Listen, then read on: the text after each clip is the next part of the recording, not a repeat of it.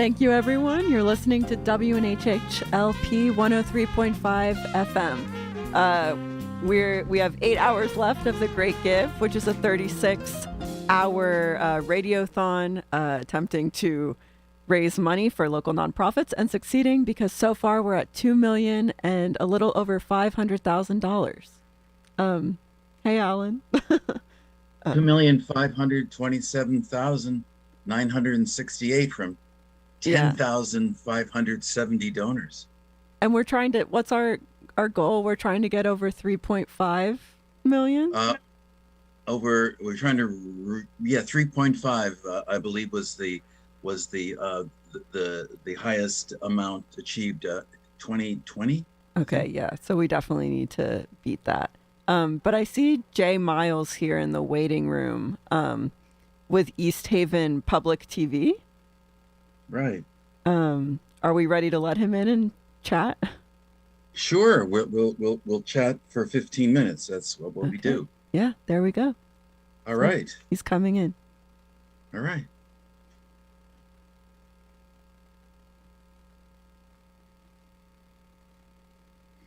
But I don't see him yet. There he is. Here I is. Hi. Good morning. Good morning. I'm Jay Miles from ETV. How are you? I'm okay, Jay Miles. I'm Alan Appel, reporter with the New Haven Independent, and I'm our host for a few hours this afternoon. Very nice to see you. How you doing, Jay? Let me interrupt real quick. How you doing, Jay? This is Harry. And I just want to see if you could raise your volume a little bit on your end. Yeah, how's that? A little more. Coming at you. How's that? Perfect. Okay. Okay, it's all yours, Alan. So tell us about East Haven Public TV, which I don't know a whole lot about. In fact, give us the context about the whole world of public TV, and is it from this? It's through the state, is it not? So East Haven Public Television is a standalone, independent, not-for-profit that works in conjunction with the cable providers in the state to provide government, town, i.e. local, and educational programming content across 3 channels for the East Haven market. So we receive a lot of funding from the state, but that's been going downhill. We receive certain amounts of funding from the cable providers, but that's been drying up, as I'm sure you know. Mm-hmm. And we're traditionally the place that people would go if they wanted to make television or host, a Between Two Ferns kind of style TV show, or, there's been instructional health classes like yoga classes, that kind of thing on our airwaves, lots of wrestling shows that people seem to enjoy. And that's in addition to like town council meetings, town finance meetings, board of education meetings that we always carry for free. But that's kind of the 1997 model. Okay. And our reason for being in the Great Give is to try to get closer to the kind of institutions like the New Haven Independent, like Best Video, like the things that Rev Kev does down at his studio. That's a more dynamic community media center. So if you need to edit footage, digitize old footage, learn how to build and grow a podcast, come to training sessions, come to hear guest speakers, and come for special events, those type of things beyond the basic, here's the planning and zoning meeting from February, that's what we're trying to reimagine ourselves as. To do all this at a physical space. Where is the physical space where this would take place? That's the other big news. So we've been located in the town of East Haven, obviously, for 30 years. And our current location is kind of a little out of the way, down by the industrial park, sort of behind the airport almost, on the way to the beach. And it's very easy to miss it. The parking is really limited. Right. The access is just really tough. And we are moving in June to a new location right on Main Street, across from our pals at Hageman Library, right next door to Town Hall. Very much an increase in terms of our presence in the community. Like literally, we're going to be in the community, right? Better parking, better curb appeal, better access, better signage, and a better time is guaranteed for all. I would imagine offering to help people learn how to do podcasts and do their own kind of media stuff would be hugely popular, especially with younger people. What are you finding? Have you thought about kind of target audiences for the new services? I think there's a really difficult truth that cable access stations have to acknowledge, which is nobody needs us.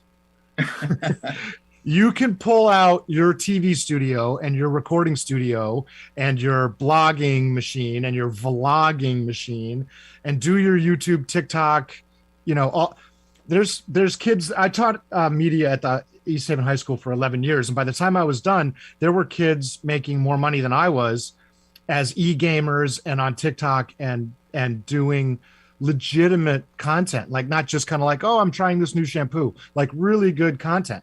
There's kids that I used to teach in that program who are bloggers, paid bloggers for the NFL now. They're journalists in Poland. They're graphic designers in Texas. They're all over the globe doing this stuff. So nobody needs us. But if you want to be better, the world is waiting for the but, Jay. If you want to be better, or if you're just starting, or if you didn't go to high school now when they have all these cameras and all this equipment, and you've got that notion, I have this story to tell, whether it's some of the popular topics in podcasting, like murder mystery kind of, crowdsourced sleuthing podcasts. We have the equipment now. We have a beautiful podcast station, and we're offering free training for our members so you can learn how the buttons work. You can learn how to edit the sound later and add effects or sponsored content or music, or clean up little ums and ahs and vocal clicks and all those kind of things that happen. So it's about improving your whole presentation, whether you're doing TikToks or YouTube content or traditional TV or podcasts or what have you. And are you open for business doing these things, or are you waiting to figure out the funding sources, which is why you're here on thegreatgive.org, the Radiothon, trying to raise $3.5 million, but some of that to go to East Haven Public TV. People can find you on East Haven Public TV. On the Great Give, correct. On the Great Give. I have to thank all the donors who've given already. It's really wonderful to see. I want to thank you and Paul for giving me a little bit of time to talk about what we're doing. We are open for business. We are going to be creating a new position that'll be kind of a community outreach coordinator who will be there for set hours. So if you've been trained on the equipment, or if you already know how to edit, but you just need a quieter place to do it, or to film, if your house is, my cat is sleeping right now, but there's a lot of times when he's way too loud for me to do any kind of media. You can come down to ETV and use our facilities, whether it's a green screen wall that you need, or cameras or microphones. To offset the cost of moving to that and to sort of absorb the cost of this new position is mainly our goal this year for the Great Give. We're also looking for additional sponsors who might want to sponsor a monthly program that might be live music or spoken word or teen talent nights, those kinds of things, that we now have a venue that it makes sense to invite people to come with free parking that's convenient. It's right downtown. And those kind of events, whether it's guest speakers or an author or an actor, there's a lot of really talented people who either currently live or have come from East Haven. And we want to start inviting them to come in and be able to help them find audience as well. So it's all of those things. And is there a space for live audience? Is that what you're suggesting in addition that's what we're shooting for. That's what we're shooting for. In this new space, it's a kind of performance space, seats. Now already there. I might be I don't even have the key yet. I'm supposed to sign the lease like later today or tomorrow. But the deal is done. We're waiting on. It's great. It's amazing. It feels like a regeneration, not only of a new physical place, but a new outlook and a new attitude and a new approach and new offerings like live events. We're hoping that our good friends at EHFD, who've been a sponsor of ours in the past, Who is that again? The fire department. I hope they're going to come through and say, yeah, you can put 40 people in here safely. Right. So once we get the blessings from them, I can give you the update on what that will look like. But that's the vision: poetry nights, open mics, teen talent shows, how-to events. I'd love to get some partners around town who want to do smaller events, but I'd love to have the folks from the antique store in East Haven, which is Key to the Past, come do appraisals one night and videotape the whole thing. But I'm sure they don't want 40 people in their shop. Well, they do want 40 people in their shop, but they don't want anything broken. So like an Antiques Roadshow style thing that we would co-host with them. So all of those kind of events are going to be coming from our new studio space. Well, sign me up for that. Antiques Roadshow in East Haven. And there's a lot of stuff kicking around in East Haven. I think one of the things unappreciated. Here's my idea for a program is, the history of East Haven and all the industrial past and the colonial past, military Revolutionary War past. Yeah. How fabulous is all that? There's a richness in that town, both as you're looking back and as you're looking forward to the kind of innovative, creative, and forward-thinking folks who are whether they're artists, musicians, actors, personalities. There's a ton of talent and stories, in both directions, right? Looking all the way back to the very, very beginnings, and looking forward to the kind of things that people are doing innovatively in East Haven. I mean, what a fabulous idea to do the kinds of things you're doing through East Haven Public TV here on theGreatGive.org, where you should go and dial in some funds for. And I'll send you a T-shirt. I'll send one for you and Paul, and to all of our donors. Just let me know what size. I think okay. We're not supposed to accept that. It's against the rules, But you can leave it by the door. Forget a T-shirt somewhere near the offices of the Independent that may or may not fit you. One may fall out of the backpack, but I think it's really fabulous.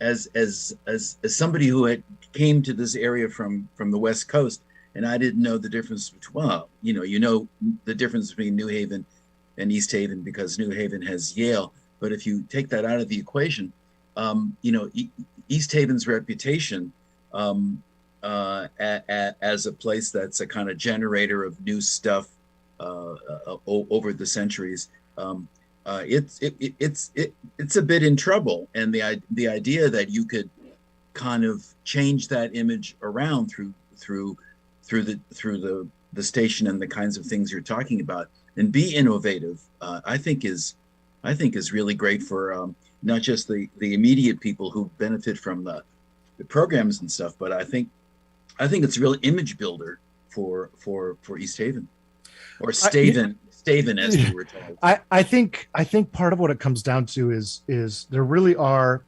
amazing people in East Haven, and there's amazing stories to be told. Right. Whether it is, one of our most popular producers does a show called Sunday Saucepot.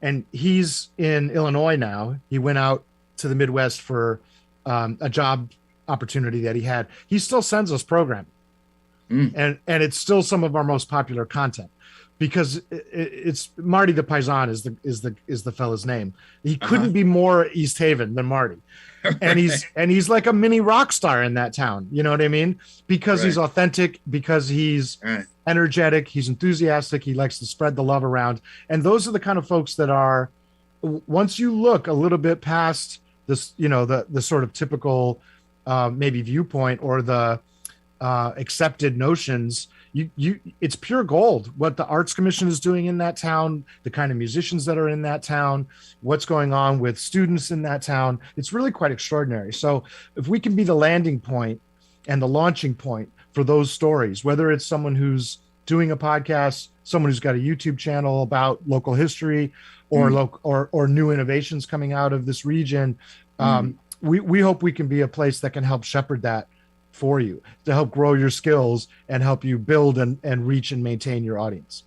Well, you're the guy to do it. You are no longer at the high school, but you are a teacher. I can hear that in your voice. You don't resent all the millionaires that you gave rise to. I don't. At least you're not showing it, and you're out there and open for the for the next crop of innovators. Jay Miles, East Haven TV, public TV, on thegreatgive.org, brought to you by WNHH 103.5 FM. So Jay, you're supposed to perform, but you, as far as I'm concerned, you've done it already in your inspirational presentation. But if you'd like to, I have a quick lesson for everybody. Well, you're the teacher. That's it. I have a quick music lesson. All right. Harry, I apologize if your audio gets blasted out of the. I'm trying to play soft. I'm in a band called the New Haven Capella, which is a giant klezmer band, and also doing fundraising through the Great Give. We're playing at the State House next week. But before you come to that show, I want to teach you 3 traditional klezmer drum licks. So when you show up, you'll know exactly how to clap along. All right. So the first is called the Klez 2, which is a quick, almost like a marching tempo pattern, which goes like this. Just really quick. It's like 50% of the songs you already know now. Right? Just bring your own. If you want to bring a clarinet next week, you're in the band. The second pattern is called a Bulgar, which is another typical kind of Eastern European super klezzy kind of rhythm. And it goes like this. Like a ba-da-da-da-da-da-da, very angular. You probably know it from like Hava Nagila's kind of got a little Bulgar in it. That's one you'll know. And then the other one that you find in all kinds of tunes are the klezmer hits, they're called. And I think you know these ones too, but they go ba, ba, ba, da, da, da. And that is your free New Haven Capella Great Give ETV klezmer drum lesson, everybody. All right, you did it. Jay Miles for East Haven Public TV, beating the drum for East Haven Public Television and the great things to come. So I think we wrap up our 15 minutes of learning about what's happening, and I think your location down there is just fabulous. Really, really symbolic of planting yourself for the new chapter here. Just want to say thank you again, Alan, to you, to Harry, to the whole staff at the Indy, Mr. Paul Bass. You guys were very generous. It was a pleasure to be with you all today. Likewise. Thank you, Jay. That was excellent. You bet. We'll see you. Look forward to seeing you next year. You got it. All right. We got to move on to our next guest. Kellyanne Day with New Reach. Right. So you're listening to The Great Give, a 36-hour online giving event to support our local nonprofits. And you're listening to it on WNHH LP 103.5 FM, your home for community radio. And it's all yours, Alan. All right. Are you there, Kellyanne? She's making her way in now, so I'll stick with you until she gets in. There's Kellyanne. It's amazing how many old friends show up on the Radiothon, Zoomathon. Hi. Can you guys hear me? We can. Awesome. How are you, Alan? It's nice to see you. Nice to see you.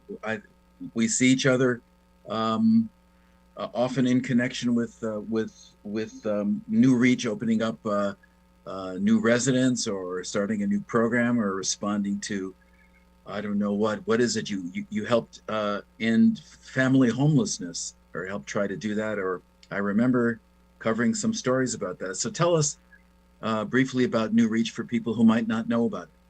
Sure, happy to tell you. So New Reach is an organization that is working to try to end homelessness. And the way we define that is by making it rare, brief, and one time.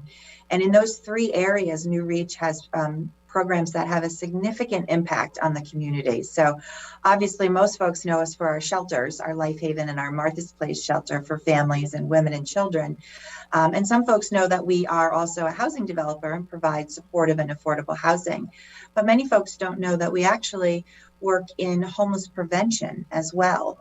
And I'd love to tell you a little bit about that because, when folks don't have stable housing for families, it can really erode that sense of community, safety, and belonging if you don't have a place to live. And if we can help keep people and families in their housing, especially those who have, characteristics that might predict that they will end up in the shelter if they lose their housing, then it's just a win-win. It's not only a win for the family, but it's a win for the community, because, folks who are unstably housed and end up in the homeless system, tend to use emergency services at higher rates. It certainly contributes to food insecurity and poor educational outcomes for the children. So I always like to, when I'm describing who New Reach is and what we do, we not only provide those crisis services and shelter as well as housing, but we do a significant amount of work preventing homelessness as well. And the funding you're trying to raise and augment through the Great Give, would that be focused on this new initiative, the interventions to stop homelessness from happening, or is it for general operating services? We use the funding to fill in the gaps for all of our programs. Right. So, New Reach is very heavily funded by the public sector, but not fully funded. We're probably funded about 58 cents on the dollar. And so all of the private donations that come in that are not specifically designated for one program, they go to help all of our programs. So we fill in the gaps where we need to. This is a really important event for us, the Great Give. Our goal is $50,000. Our goal for the year is over $1 million to raise to fill in those gaps. And so when I say gaps, it's gaps in the program funding, not in the general operating always. It can be also in the actual program funding. So this $50,000 might go to shore up a gap in our rapid rehousing program, or perhaps our youth program, or perhaps our prevention program. So is the rapid, by the way, you were on the leaderboard, I think, if I'm not mistaken. I just looked, and I think we were 12. So you were 12 out of, well, congratulations. Thank on you. thegreatgive.org. Well, people can go and see New Reach up there at number 12 by going to thegreatgive.org, brought to you on WNHH 103.5 community radio. So Kellyanne, I was just looking at the site, and the first thing that comes up after your mission is mentioned is eviction prevention. And that's precisely what you were talking about, right? Eviction. That's our homeless prevention. So let me paint a picture for you, right? Imagine a little girl, second grade, coming home from school, really excited to tell her mom, about her day, and she met a new friend. And she walks through the door, and mom has been crying again. And mom is on the phone begging for another week to pay the rent. And the little girl thinks to herself, this isn't a good time to talk to mom, and then she goes to the refrigerator, and there's no food in there. And then she goes to her room, and the lights go out, and she hears her mom crying and saying, I can't handle this. So we all may feel for that little girl, but imagine you were the mother, and you are having the weight of the world on your shoulders and trying to keep your housing, keep your family together, keep your job, and needing some support and not knowing where to turn. That's where our homeless prevention comes in. It prevents an eviction once it has started. And so, we see that the light coming on for these mothers and these families when we can provide that intervention. So it's really important it's very important to shelter people who are homeless today and tonight, and that's going to be there. Right. And it's very important to focus on creating more affordable housing because we don't have enough. But it's equally as important to try to keep families in housing when they're there and they can stay there. And if we can provide them, you could provide them with some money to pay the back rent, but that's like putting a Band-Aid on a wound that doesn't heal. Our services go in and we work collaboratively with legal aid in order to make sure that we're addressing the wound and it heals so that folks don't ever end up in that situation again. So, so that's one of the things we're very excited about. We'd love to increase the amount of services that we provide and the amount of families that we provide that service to. So, $50,000 is our goal for the Great Give. That's not going to that's going to help for us to do that. But we're also, again, hoping that public dollars will jump in and maybe some even larger philanthropic dollars will help us to get there. At the greatgive.org on WNHH 103.5. Yeah, I was going to check the leaderboard, but in general, it's sort of wonderful on the sunny day where we're $2,700,000 from over 10,000 people. Many of them, I think, giving to New Reach. Could you itemize a little bit more about? I think people don't appreciate sometimes how little is involved in the short-term intervention to keep people from being evicted or losing their homes. You mentioned talking to the landlord, but sometimes it can be like a job loss. It could be a month or two before somebody locates a new job. Would make all the difference, right? And now it also, we're also seeing, the housing market is tight, right? For everybody right now. And the rental units, the affordable rental units are not there. And so even families who are living in a rental unit, and we hear this from landlords and even our friends, and, the rents are going up. It's supply and demand. It's economics 101, right? And so rents are going up. Families' incomes are not necessarily going up. Their wages aren't going up, but their rents are going up. The cost, inflation is 6 or 7% now. So the cost of gas is going up. The cost of food is going up. The cost of electric is going up. So costs are going up. Wages are not going up. So folks who maybe were just living right on that edge before are now finding themselves in a very precarious situation. Listen, we know from surveys of families that safe, stable, affordable housing, shows fewer health problems, improve school performance, less psychological stress, and we know that right now everyone's under a lot of psychological stress hopefully coming out of a pandemic.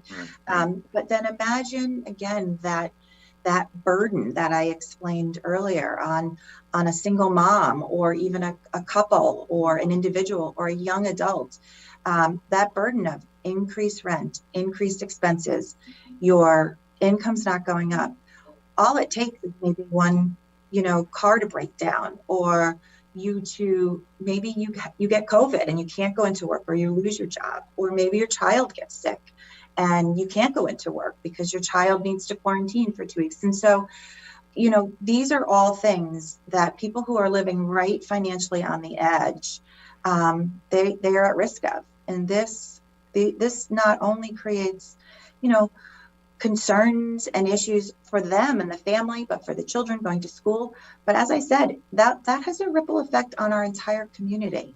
When our neighbors are suffering with those stressors, it has a ripple effect. Now, our programs come in and break down each of those issues and each of those kind of problems. And we work with the landlords, we work with lawyers to say, okay, how can we avoid this eviction? But also we work with families to say, how can we solve some of these problems that may have led up to the eviction? And can we problem solve these? Can we negotiate, mediate, find other resources, things like that?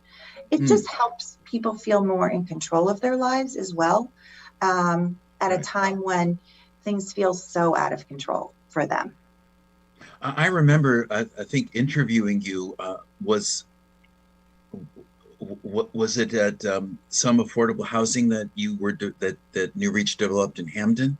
Do I have that right? Yes, our Geller Commons, named after Barbara right. Geller. Mm-hmm. That's right. Yeah, it's been. And there was a family, a woman who, there was a medical emergency, and that's what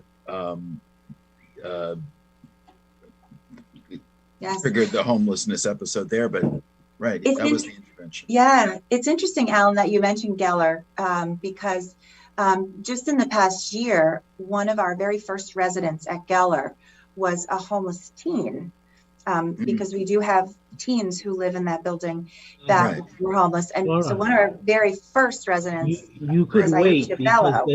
the guest isn't in the waiting room yet. so the so You heard? Aisha has joined our board of directors. And actually, she has a page on the Great When the Give. guest gets in the waiting So room, we're then you can excited leave that them. maybe folks might give to Aisha, who's now on our governance committee, chairing our governance committee, having been the first resident at Geller all those years ago. And she tells quite a story of how that housing helped her to move on to college and get her degree and launch her successful life. Yeah, no, it is wonderful when you know these individual stories, you realize that there is April, how you doing? there is a lot of hope operating here. Sometimes when we think of homelessness as a general issue plaguing society, it feels depressing, and it, I mean, obviously it is, but it's not a permanent condition without many success stories.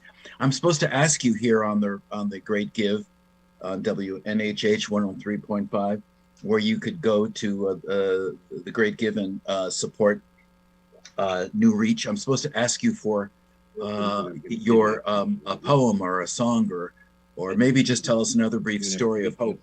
But you're supposed to deliver some talent. Okay, well, I know I did a poem last time, but I'm gonna do another story for you, Alan. Okay. Trust me, you don't want to hear me sing. All right. So I do have a direct quote. We had a Yale intern who came and interviewed some of our participants in our programs and asked them for their feedback around the work that we're doing, in hopes that we can continue to do better for our folks.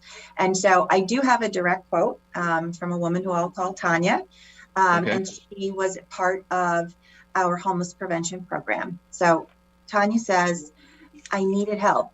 My apartment was falling apart. I was behind in my rent. I needed help.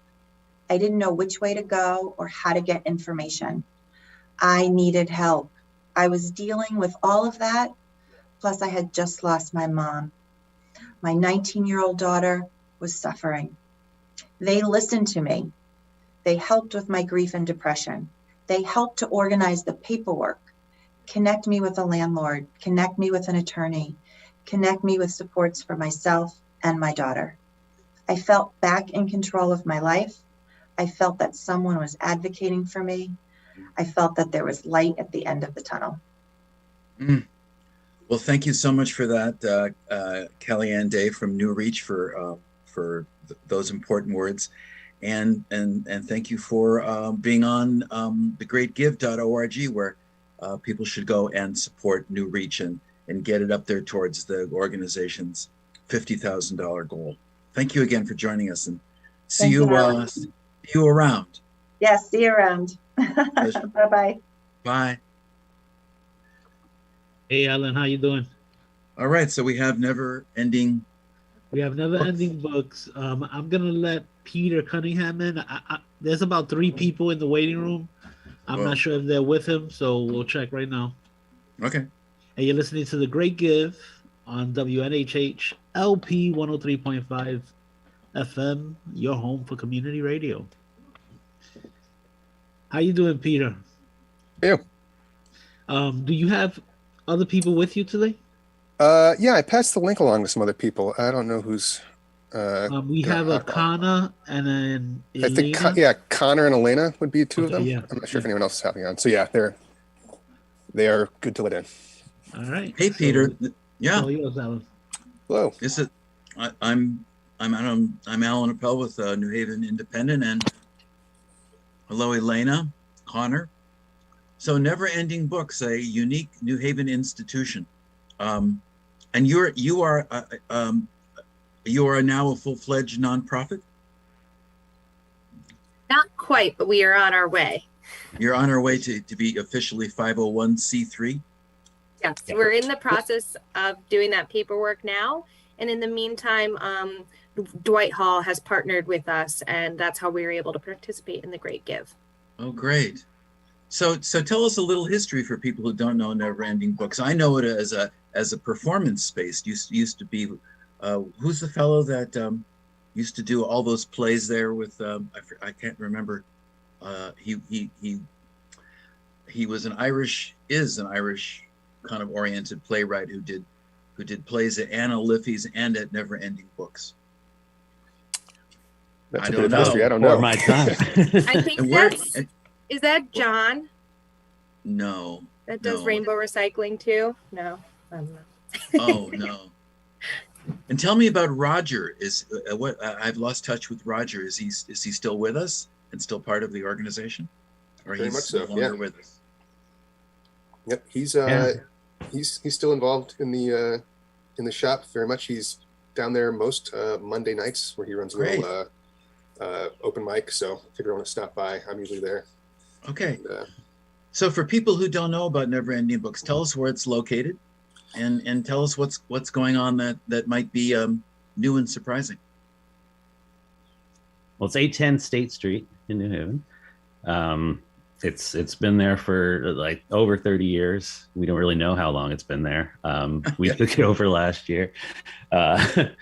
And what's special about us? The books are free, so you just take them. And we have music shows, comedy shows. People do meetings there.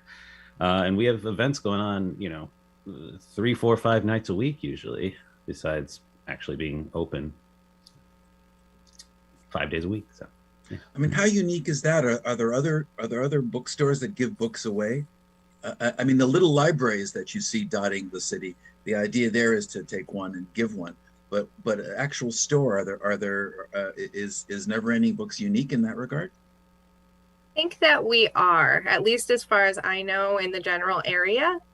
I think we're one of the only places that gives books free of all sorts. I know there's like Read to Grow, which is another nonprofit that does free books for children, but we do kids books, we do everything. And basically people just drop off and donate, and we circulate those books onto the shelves, and they go back out, and it's kind of cyclical. all And volunteer what- run. Nobody pulls a salary or anything. So it's all very Okay. much community oriented and volunteer donation based. And are the doors open all the time? Sometimes it was in days gone by. I wasn't sure when it was open. Are volunteers there to keep it open a good part of the time? Yeah. Well, at the moment, what we're doing is just 5 to 8 in the evening, Monday through Friday. That's when Okay. it's just open for people to pop in. And then you can also browse whenever there's events going on, which goes after 8 many nights and some weekends. And that calendar is on our website for when we have events going on. And when people come to the events, is it like church? Do you pass the hat? Yes. Or right, everybody. Yeah, well, can it's a come in. pitcher. We have a little pitcher. A pitcher. Yeah. It's a secular church. Yeah, exactly. Pitcher. Well, tell us about some of the readings on the open mic. Is there a particular kind of aesthetic that might describe the type of event that goes on at Never Ending Books that might not be found in other arts venues in the city? Freewheeling, I'd say. Freewheeling. Roger is the master of the never-ending singers, never-ending bad singers, he likes to say. He's encourages anyone and everyone to sing as well as they can. He has something he likes to say, there's no such thing as bad singing, just people with a bad attitude about singing badly. That's good. That's very good. And we get, we'll have someone playing music over someone else reading Walt Whitman, or someone singing a song about blueberry pie, or You read something or I something? Janis Joplin covers all kinds of stuff. We had Connor was a performer in a Finnegan's Wake tribute last night, which was pretty interesting. So Finnegan's Wake tribute. What was the? Let me see. Bloomsday comes up next month, but I didn't know there was a special Finnegan's Wake date, or was that just an inspiration? Yeah, May 4th was the day that it was first published in 1939 or whatever it was. Mm. And yeah, so there's a small but excitable group of us who enjoy that weird book and have made music to go along with it, and we brought that out again last night. Okay. Well, see, that to me, now that you have answered my question about what makes Never Ending Books performances unique, it's that one. Nobody else in town's going to do that. I think another thing to keep in mind too is that basically, so the way it works with booking shows is anyone is welcome to email us at nebcollective@gmail.com. And basically they propose a show. So sometimes it's bands traveling from out of town. Last week we had some bands that came up from Baltimore who also had a painted puppet show that they performed and some folk music. But then we've also had people do open mics that are specifically like themed around like their interests or like groups that they identify with. So basically the whole idea is like you pitch it, and if you're willing to book the show and invite your cohort down, then you're welcome to do it at our space. So is there anything that would be pitched to you that you would say no to? I don't want, that's a bad question. It hasn't happened yet. Hasn't happened yet. Hasn't happened yet. Yeah. Cross that bridge when we come to it, I guess. Yeah, it hasn't happened yet. I usually I host a monthly art installation. So each month we have a local artist who gets to put their stuff up on the wall. And usually I have a small disclaimer, which is like no hate speech, no anti-LGBTQ speech. And basically if anything you do makes any of our folks feel uncomfortable at any point, we have the right to end it there. So luckily, I think the nature of the group and the nature of the space is very welcoming and open. So we haven't had any issues like that where we've had to turn someone away or stop something like that. So if people want to support this wonderful New Haven institution, Never Ending Books, they should go to thegreatgive.org and dial up Never Ending Books and look up volume 2. So we are volume 2. Yes. Oh, there you go. Yeah, so we are volume 2, TWO. We are the second chapter of the Never Ending Books storefront. So Never Ending Books is Roger's baby and his project. This cohort of folks that are on this video, and we have sometimes 10 of us, sometimes more, who help keep the place running. We're volume 2, and we are the ones who are responsible for the storefront. But the site is it volume 2 or is it NEB? On Facebook, maybe the original. Excuse me? It's neverendingbooks.net. Depends where you look. That That sort of grandfathered in. All right. Well, yeah. Okay. Well, so this is the way it is. What did I want to ask you? Oh, so how much room is there for audience? What kind of how many people can safely be in there for a concert or a performance? And do they stand or do they sit? I apologize. I've tried to go many times, but in years gone by, I didn't go at the right time, so I couldn't get in. But what's the space look like? Well, it's the whole space is 2 storefronts next to each other, and so Right. one half is the bookstore, and then one half is the performance meeting space. Right. So if you sort of imagine a storefront, it's like one like storefront shop, so not huge, like maybe like 30 people could get in there total before it gets scary. And sometimes people stand and sometimes people sit, depending on the vibe, We have There you folding go. chairs if the vibe dictates. There you go. Okay. And there's a small stage, just like it's like a foot up, that can fit like maybe a drum set. It's pretty tiny, but it's fun. And the funds Intimate setting. It's a very There you go. intimate setting. Intimate, yeah. And the funds that you're hoping to raise through the greatgive.org here on WNHH Community Radio 103.5. Those funds would be just to, is it for a special aspect of the place you want to work on, or is it paying the rent and the electricity, the increasing costs for all those things? Yeah, I think pretty much just rent and, basic overhead. Right. Yeah, one thing to keep in mind is that everyone is a volunteer. So like everything basically comes out of our pockets and our extra time and energy. So any of the money that we collect goes right back into, rent, all the basic utilities. We installed a projector and a projector screen. So we do try to do some like updates and keeping the equipment up to date. And eventually we'd like to get internet, which we don't currently have. So that might be helpful in the future for special events. So we really started this whole thing when we heard it was closing, and we just jumped in and started doing it. But we're not people who can independently afford to run a space like this on our own. So what we do is we crowdsource it and crowdfund it, and all that money goes directly into the space. None of us get paid. Well, this is terrific. So in order to support this effort, go to thegreatgive.org. And before you go, I think we have about a minute left. I'm supposed to ask you if you have a little performance that you brought with you. I personally would be happy with hearing Finnegan's Wake. It's all Connor. Connor's our musician. All right, so He's our comedian. Tell us what we're going to listen to. Oh gosh, I hadn't planned anything. I forgot about this. Let me see. I'll sing a song about the bookstore. There's this bookstore I know where the books are free, and sometimes people play free jazz.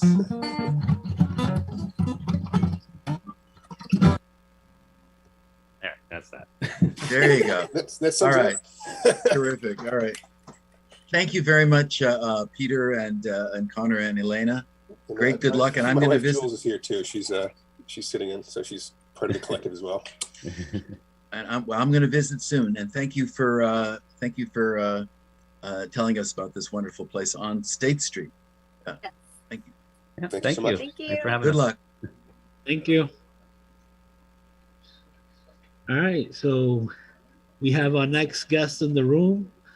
You're listening to The Great Give, a 36-hour online giving event to support local nonprofits on WNHH LP 103.5 FM, your home for community radio. And it's all yours, Alan. Miss Kendra.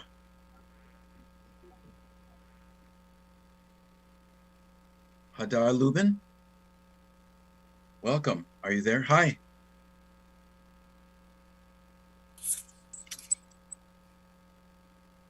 Hadar Lubin. Yes. Welcome to the radiothon here on The Great Give, and you're going to tell us about Miss Kendra, which is an organization program I don't know about. So tell us who you are, what it is, what great need it fulfills, and there you go. There we go. First of all, thank you so much for taking the time to talking to me, and I'll be very happy to tell you about the Miss Kendra program. And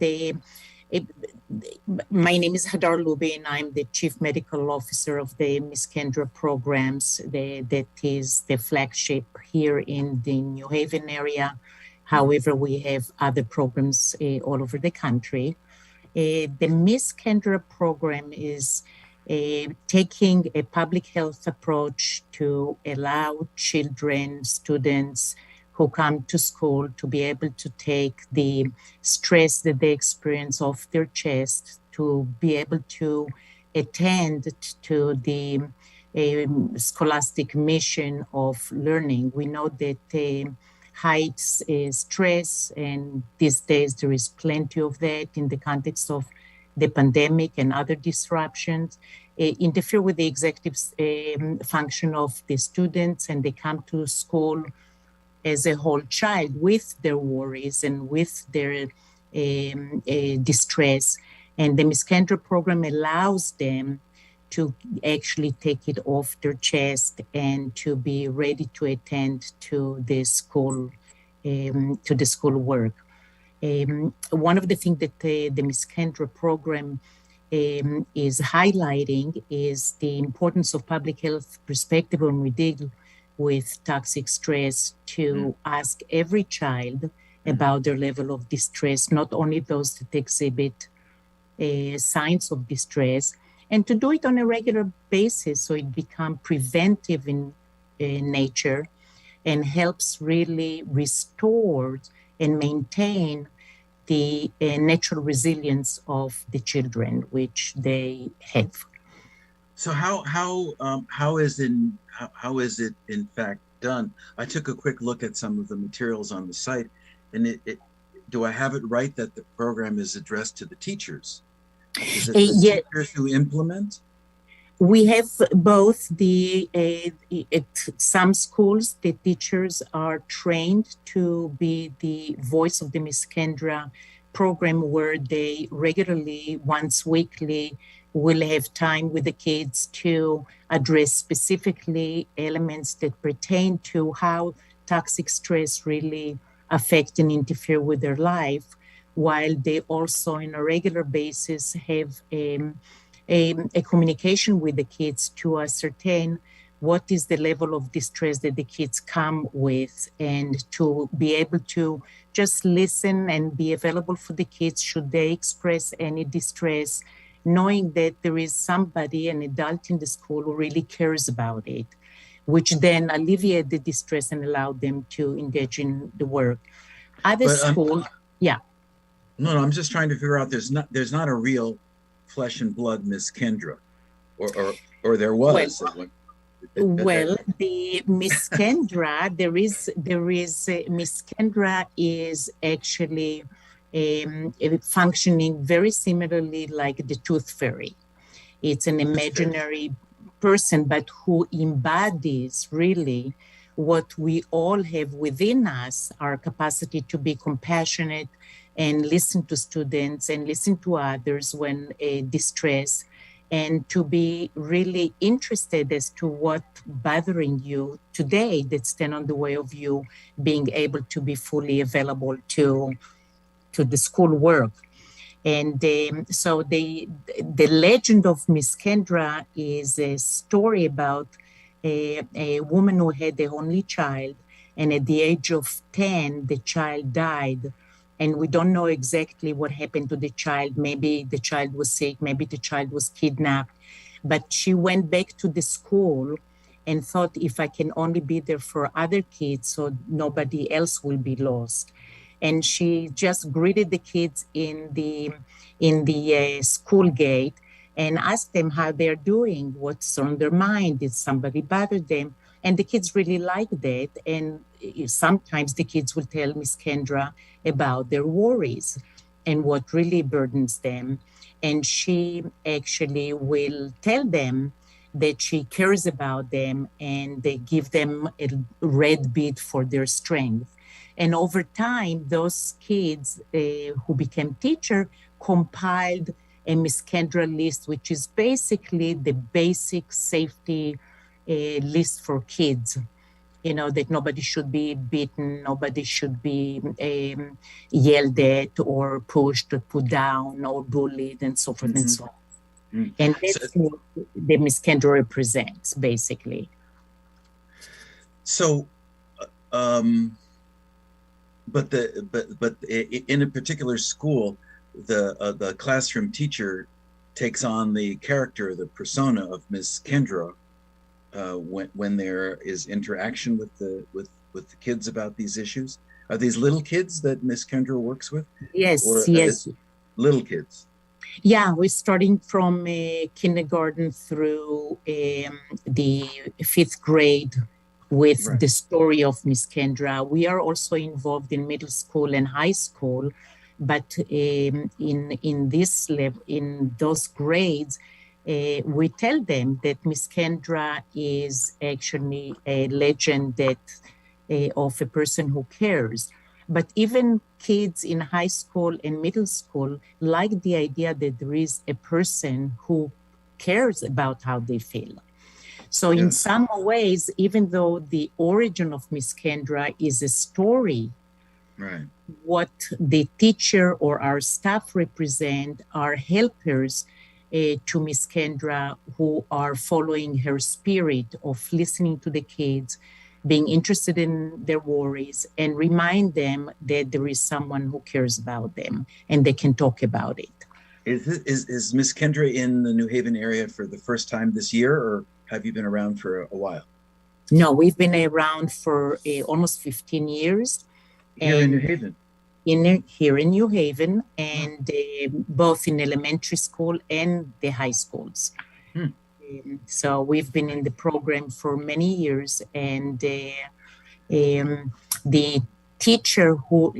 teacher-based program is more recent in the last few years, but in the early part of the program, it will be our staff who are the Miss Kendra helpers.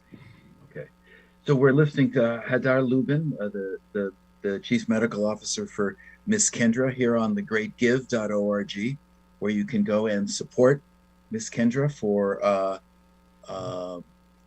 raising funds for these kinds of interventions. You know, as you were talking about this, I was reminded of some of my visits to classrooms in the New Haven public schools. I used to be the education reporter for a few years when our newspaper was beginning. And we would often go to some schools where the kids, for example, the Davis Street School, a wonderful school up in Westville, where it was a school that was a Comer school, following the ideas of James Comer. And the kids would sit in a circle, I think every day, if I'm not mistaken, at the beginning, little kids or older kids too, even. And it would be a kind of social emotional learning circle where everybody would go around and touch base with each other about their feelings. It sounds to me like Miss Kendra is it a variation on that theme, or is it something different? Well, it does overlap with the perspective of the importance of social emotional a program to be able to communicate with one another on a daily basis and make sure that that is happening on a regular basis. What's unique to the Miss Kendra program is really being able to directly listen to and address the toxic stress and trauma that some of the kids in the schools may bring to the schools, and to be able to address that directly and courageously with building this kind of place where it's normal to speak about those things. And if something happens to you, it's okay for you to bring it to the school and address it and get it off your chest, the way all of us benefit, adults as well, that if something is very distressing to us, to have somebody who's willing to listen and know and not be shutting us off from telling us because it's upsetting. So the Miss Kendra program would be focused on trying to identify. It wouldn't be necessarily for the whole class, but to spot kids who are experiencing what you've referred to as toxic stress and work with them on an individual or a small group basis, as opposed to the whole social and emotional learning of a class? I mean, No, we actually do address it. That's the public health perspective. We do address the entire class because we know that even kids who behave very nicely and don't exhibit any symptoms may be under a lot of stress and may experience actually overwhelming stress. They just don't express it.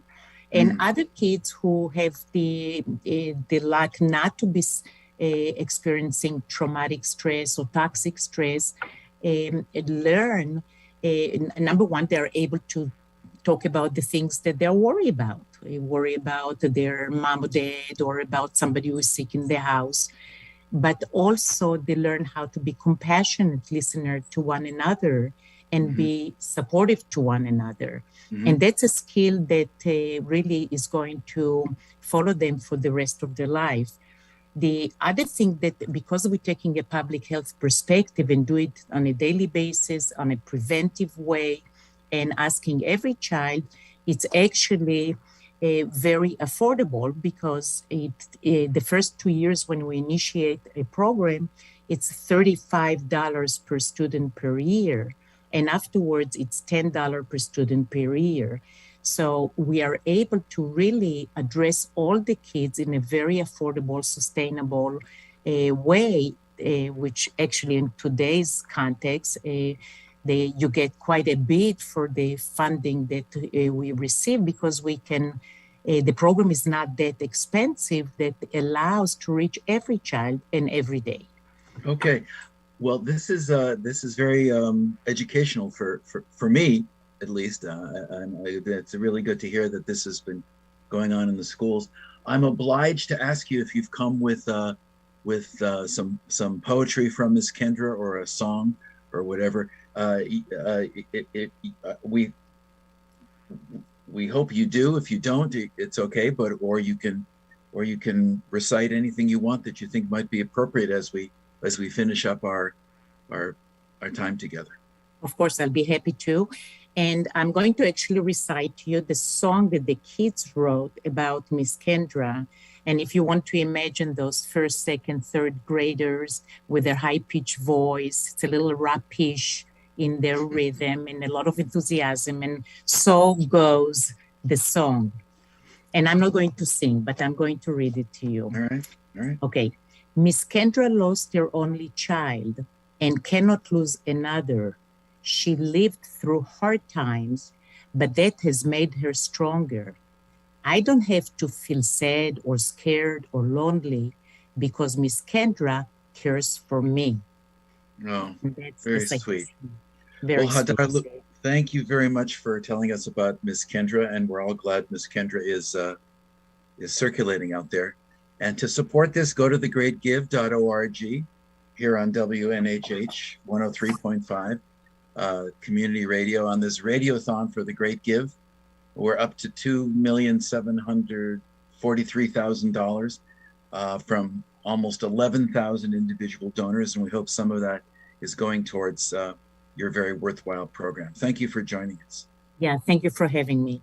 Okay, good luck. Thank you. All right.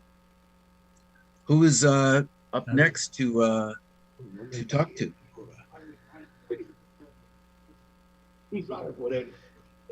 Hey, Alan, how you doing? All right. You're listening to The Great Give on WNHH LP 103.5 FM, your home for community radio. Next up is Barbara Alexander with Arts in Connecticut Center. So we're going to let her in right now. And it's all yours, Alan. Barbara Alexander, Arts in Connecticut. Hello, Barbara Alexander. Hello, and how are you? Well, good. Happy to see you on this sunny day. Well, thank you very much. I'm very happy to be here. So tell us about Arts in Connecticut. A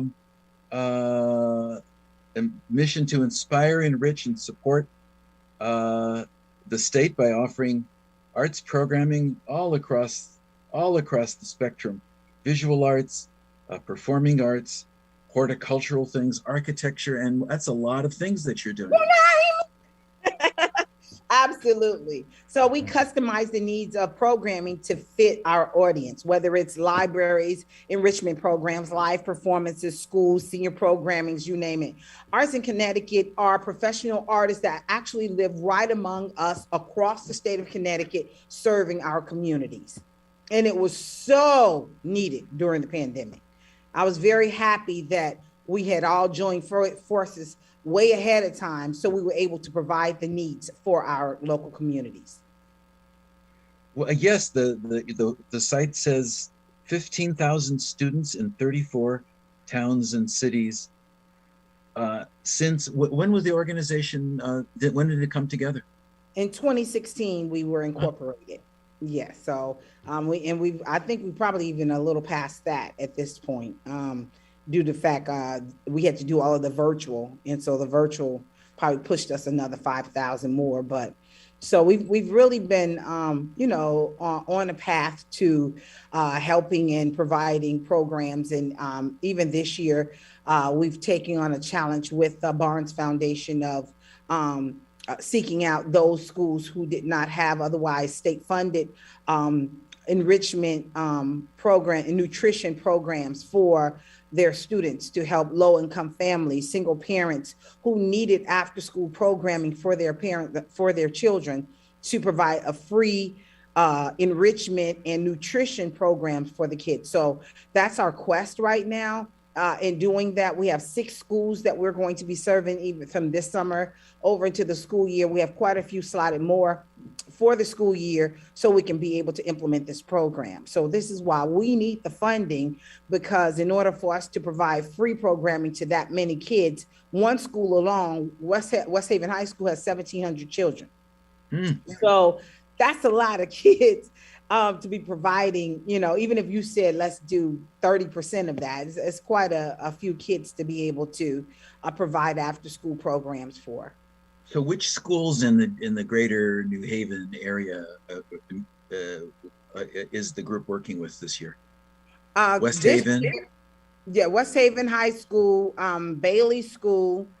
Hold on. Now you got to look up my spreadsheet. Oh, it's okay. I don't mean to. All Saints University. All Saints School in Fairhaven. Woodbridge, we're at Woodbridge, what's the name of that school? Beecher Road School. And Edgewood School, we're here now. Public schools and private schools. Public schools and private schools. And right, okay. And so how does it work? How do you who is in touch with you? Does the school contact you for the services, and does an artist contact you to get on their list? How does it actually function day to day? Okay, so the day-to-day function is we send out emails to schools and superintendents of schools, and we'll talk about what enrichment programs we have. Just like we sent something out before for Juneteenth, but we have an updated newsletter that's getting ready to go out right now for all of our Juneteenth artists and functions that they provide, so people can be able to say, hey, we need this person, can we do this? And we want a performance on this day at this time, or can you come in for 6 weeks or 8 weeks? We have 20 kids in that time period. So we customize them, and we find out what their needs are. We customize it, and we work with their budget so we can be able to produce these programs for community. We do this not only for the schools, also for the senior centers, because and we have quite a few senior centers that contact us for programmings for them, whether it's makeup arts like Prospect. We've done something at, it begins with an A. I cannot think of what's the name of it now. Arden House? Yeah, it's the Arden House.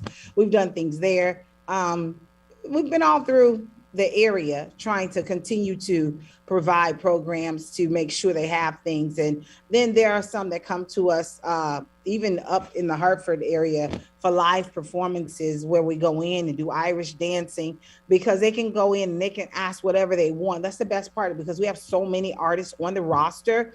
They can say, well, do you have Irish step dancing? And then we'll send an email out. We already have a roster. We can type in Irish step dancing in our roster, and then all of the people for that will pop up, and then we just contact them. Wow. So how many? So it's a means of income for a lot of artists in the state, I would imagine. Absolutely. And then we have quite a few artists that say, hey, can you feature me for different things? And as we come up, I try to cycle through them so we can continue to keep artists in the spotlight. And our new website that we have a new full-time webmaster that's working on the website right now, but we're going to be doing artists in the spotlight so people can get a chance to meet some of the artists and see what they do and how we can help them, and how can the artists come in and serve them because it's all about us helping each other and serving the needs of our community. And as you know, mental health was a very, very big thing. This year, we moved into St. Aidan School. So now we have the Westville Performing Arts Center as an in-house program. And believe it or not, we have more adult programming than we have children programming here at the Westville Performing Arts Center. And so this Saturday, the modern dance class is so super excited. They're going to be performing at the Art Walk. 12, I think their time slot is 12:15, I think. So they'll be going over to dance, and they're very, very excited about it. A whole bunch of adults coming together, enjoying their passion, and their art. And their dance instructor, Wesley Yarber, was a part of Alvin Ailey Company B. So he's the instructor that Arts in Connecticut sent to this group of people.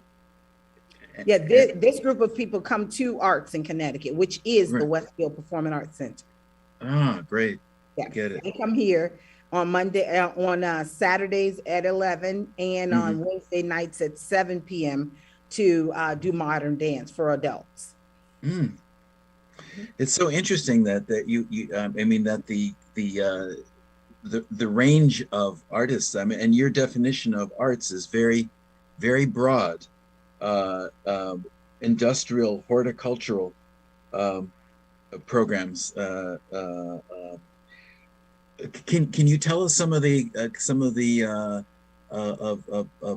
programs that might be unusual I'll give you an example. Yeah. Because we just recently, I have an artist, Deanna Kojak, and this was over in my Stanford contract. And I'm pointing because I was like over there. However, the first project she had was to teach the children about learning how to plant plants inside of the jars, and she gave them the dirt, and she was explaining to them and how they hydrate and what type of plants to put in there and what you can put in there and how they sustain life. And then it didn't need very much water. First of all, I learned something because, you know, me being an opera singer, I don't necessarily know all of the different arts, but I am excited about being the advocate for the artists when it comes to many different contracts and talking on their behalf, because I see their work every day. I am them. So I get a chance to talk about what we do. And we have so many pictures, so many videos of all the work that we do. It's very exciting to go out and be the advocate of my team. I feel like I get a chance to talk about my team.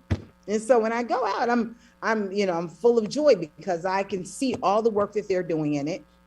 And when you're talking to them and they're talking about different things, oh my gosh, and I've seen the work, and even the horticulturist, he also is a wood carver, you know, and to be able to see all of the work that they've done, amazing. I mean, it's amazing. I'll never forget, one of the school districts came to me and they were like, well, you say you have all different arts. I'm not really sure what we need. He said, maybe a sculpture in the courtyard. I said, okay, well, what type of medium do you want the sculpture to be? About 2 weeks later, I had him in a meeting with the sculptress and us, and he was like, I cannot believe this. You really do mean that. I said, I really mean that. If you're looking for something to be done, artists are always looking for work. That's the one thing. That's why it's so important to continue to keep the empowering the artists. But not only that, everything is an art. I mean, there is nothing that you can see. Everything has color, it has custom, it has style. Look at the lights. Look how the light bulbs have changed so much till you enjoy looking at an artistic piece, because everything is an art. Everything. That should be your motto. It's true. It's true. It and it so much depends on the way you look at it. I mean, putting those plants in soil, you know, for somebody could be just a labor. For somebody who has a different point of view, you could break out in song about it, right? Of course. So, you know, it's just, I mean, we try our best to just My objective is to keep as many artists employed for as long as I can, and make sure that we're able to pay them at a decent wage so they can at least buy a tank of gas or some groceries or something, pay a bill, so we can be able to do that. So I think it's a win-win all around. They're giving of their gifts and their talents to the community, and we're giving back to them to keep them employed and keeping us happy. And so it's a win-win alike for all of us. And how many artists are on the roster that are benefiting from this? Well, right now we have over 2,000. Oh my gosh, how fabulous is that? That's wonderful. This year, I think this upcoming season is going to probably be our record breaking, Right. because they will then see how many we're able to employ, because I think this is probably one of our biggest summers that we've ever had. And hopefully we can get at least at 60 to 80 of them working at one time in all the different towns, because we have a lot of towns that we're in the process of negotiating and the bids are going in, and to see what we will receive for the upcoming season, upcoming summer. By the end of May, we'll know which districts we're in, so I'll know who to hire for those projects. Well, that's excellent. So we're talking to Barbara Alexander of Arts in Connecticut. You can go to thegreatgive.org and type that in and support this arts program that is it's good for the recipients, and it's really also very important for those who are providing the service. So Barbara, you're a singer, you're an arts organization, so you must give us a song or something as we close out our 15 minutes together. An aria, perhaps? Oh, an aria. I can't suggest one because I don't know. Maybe something from La Boheme, the cigarette song. I know that song. Oh, yeah, I'm just. How can I do L'Amour? Yes, excellent. That's right. Art and love, they're very close together. Here we go.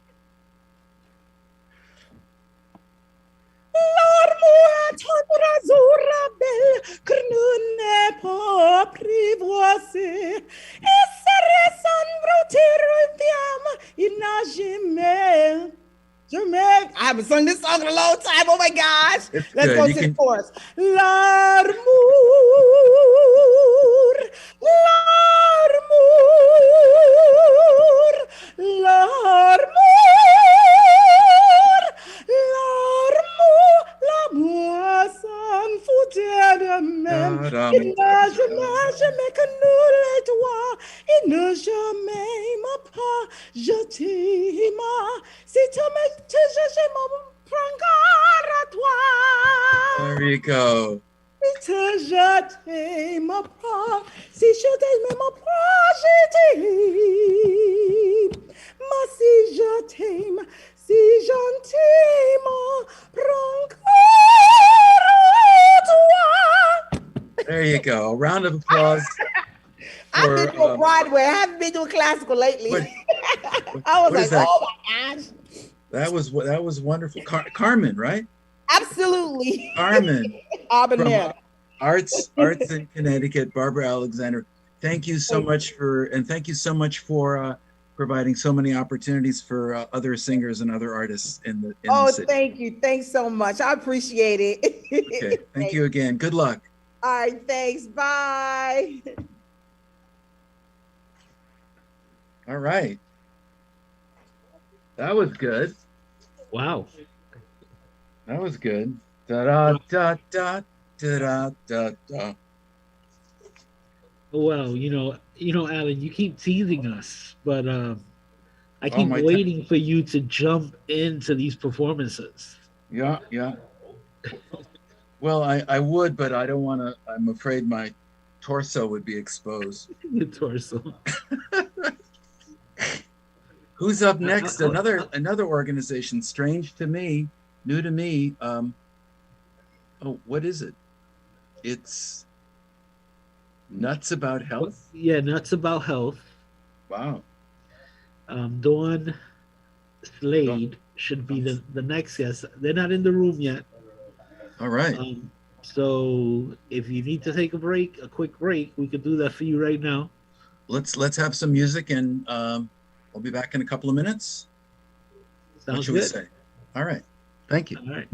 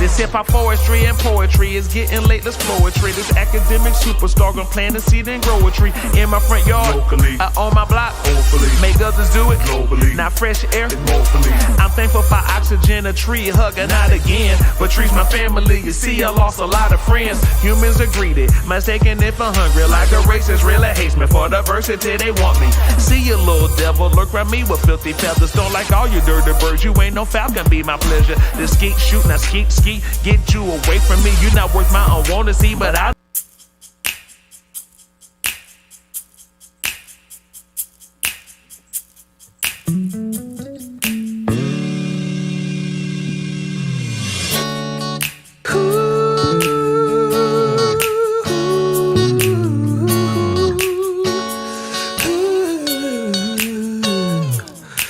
This song could be about love, but it's not. Cause you didn't check in his baggage. He had cash and he really looked hot. This song could be about your happiness, but you're so focused on his bait, you're gonna let a good catch get away. This song could be about how we first met, but how we gonna reminisce when you haven't got over him yet. This song could be about what you're searching for. You're looking all over town, and I'm knocking on your front door. This could be, this could be, it could be about love. This could be all about us. This could be, but it ain't gonna be about love. This could be.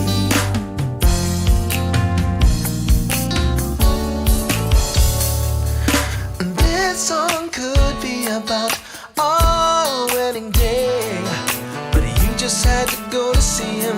That decision left me in dismay. This song should be about when I got that you called, saying you weren't ready for marriage, that you couldn't commit at all. This song should be about our happy years. Instead it's about when he hurt you, I was there to dry your tears. This song could be about how I'm not around. See, I came to my senses, putting my feet back on the ground. This could be, it could be about us. This could be all about us. This could be, but it ain't gonna be about us. This could be.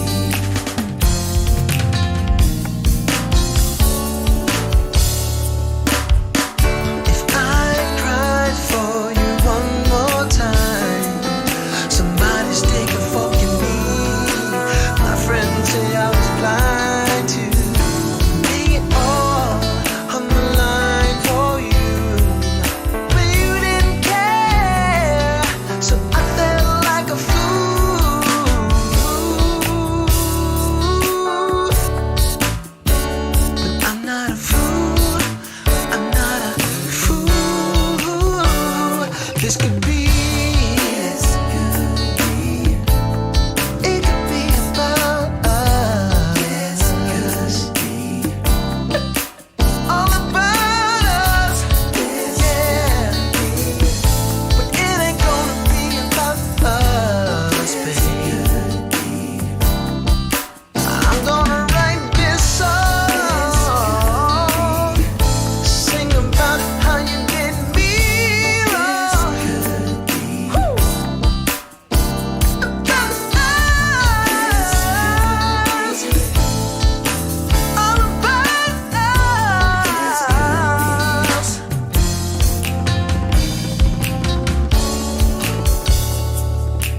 This song could be about us, but it's not.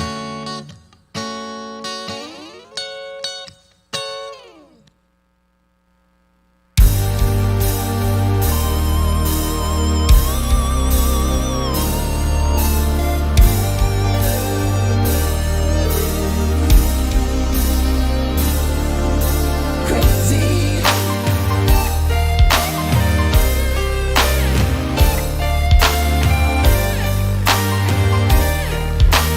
D-I-M-E. Crazy.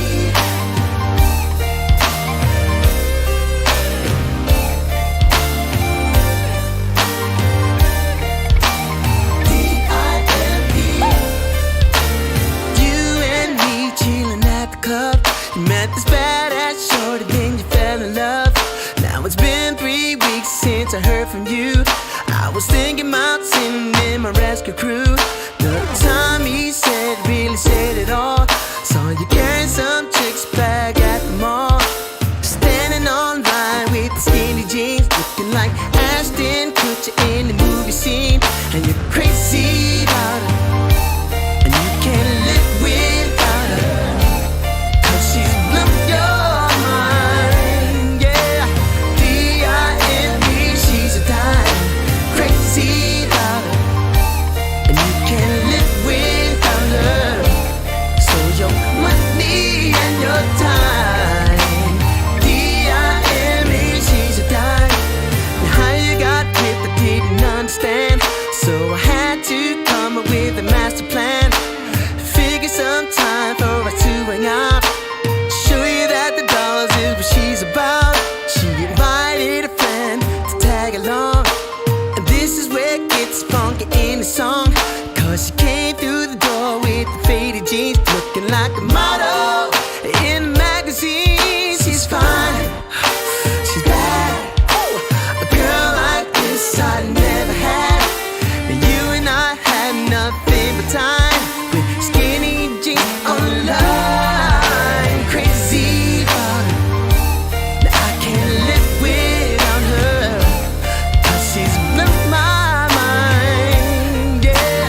D-I-M-E, she's a dime, crazy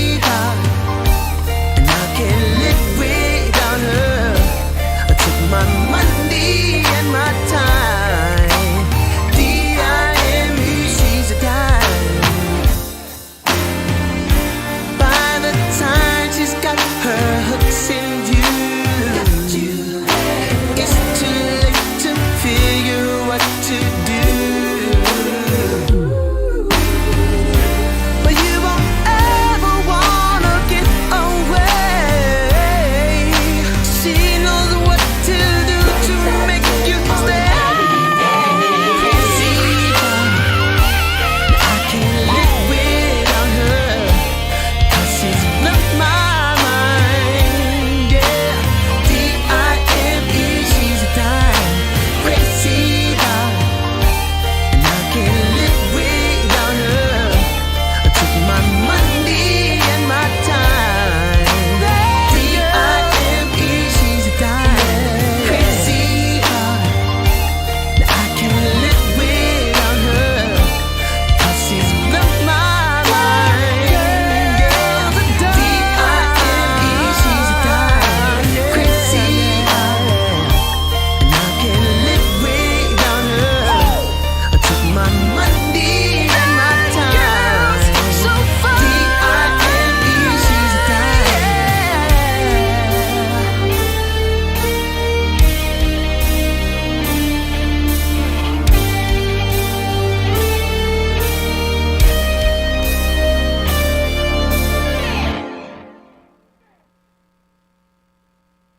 And welcome back to The Great Give on WNHH LP 103.5 FM, your home for community radio. How you doing, Alan? Okay, how are you doing, Harry? Pretty good. We have our next guest in the room, in the waiting room. All right. Now, our next guest is, let me check the list, Catherine Dupree. It doesn't say what organization she's with. I think Ben Haven is. Oh, Ben Haven. Okay. Yeah. Ben Haven. All right. So let's let her into the room. All right. And once again, you're listening to The Great Give, a 36-hour online giving event to support our local nonprofits. And you're listening to The Great Give on WNHH LP 103.5 FM, your home for community radio. Alan, and it's all yours. Catherine Dupree, welcome. Thank you.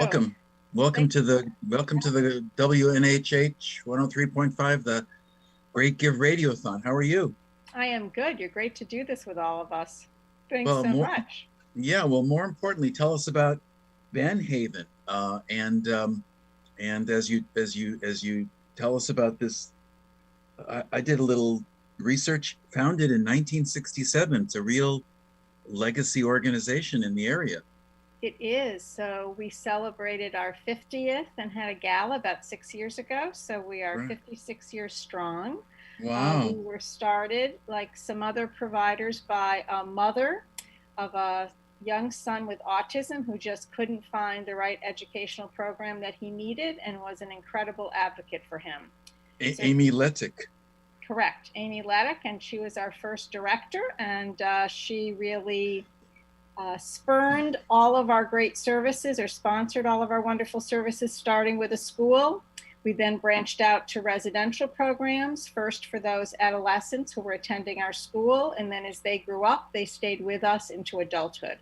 This is kids with autism.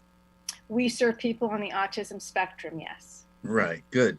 And so where are the different schools and academies and housing places? Where do they physically live in the state, in the area? So we serve the greater New Haven, Shoreline, and Wallingford area. In Wallingford, we have our school. We also have an academy that serves high school students, and we have a new transition and employment program that serves older adolescents and young adults who are seeking employment, and that's one of our strong focus points now for people. A number of adolescents with autism may graduate from school and not have an adult publicly sponsored program to help them get those jobs that they need. So we try to provide employment supports, job coaching, job training, because many people with autism with a little bit of support and time limited support will be able to work on their own, which is great and fosters their independence and their involvement in their communities in a more proactive way. Mm.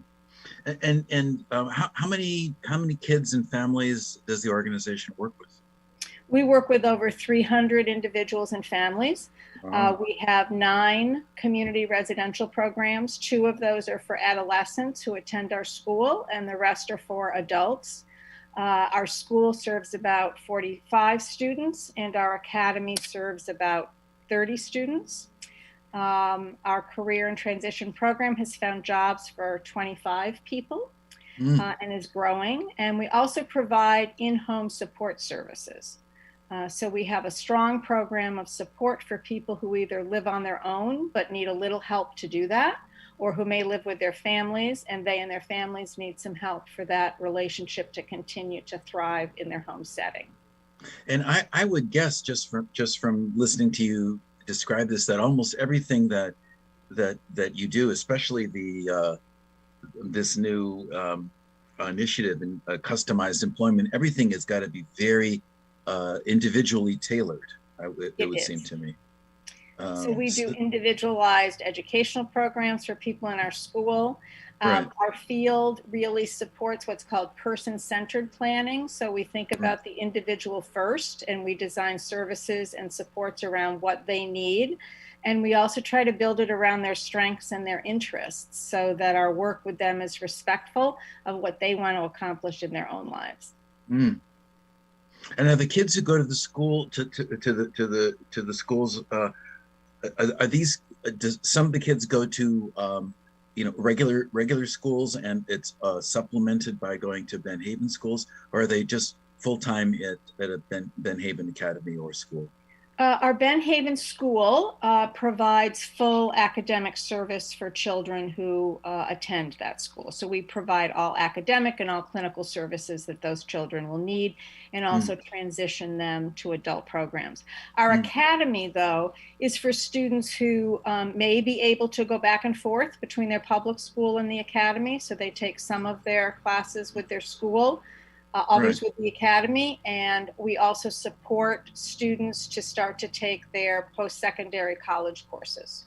Oh, interesting. So we're here on thegreatgive.org, and if you want to support Ben Haven, is that one word, right? It is one word. Right. Was Ben Amy's son? I was going to say, so yes, Amy Leddick's son was Ben. We became a haven for him, and Ben continues to reside with us all these years later. Oh, great. Yeah. There's so many havens, Squash Haven and everything, but that was my guess. So I'm happy to hear that. Anyway, to support this wonderful legacy organization in the New Haven area, you go to thegreatgive.org. Here on WNHH Community Radio. The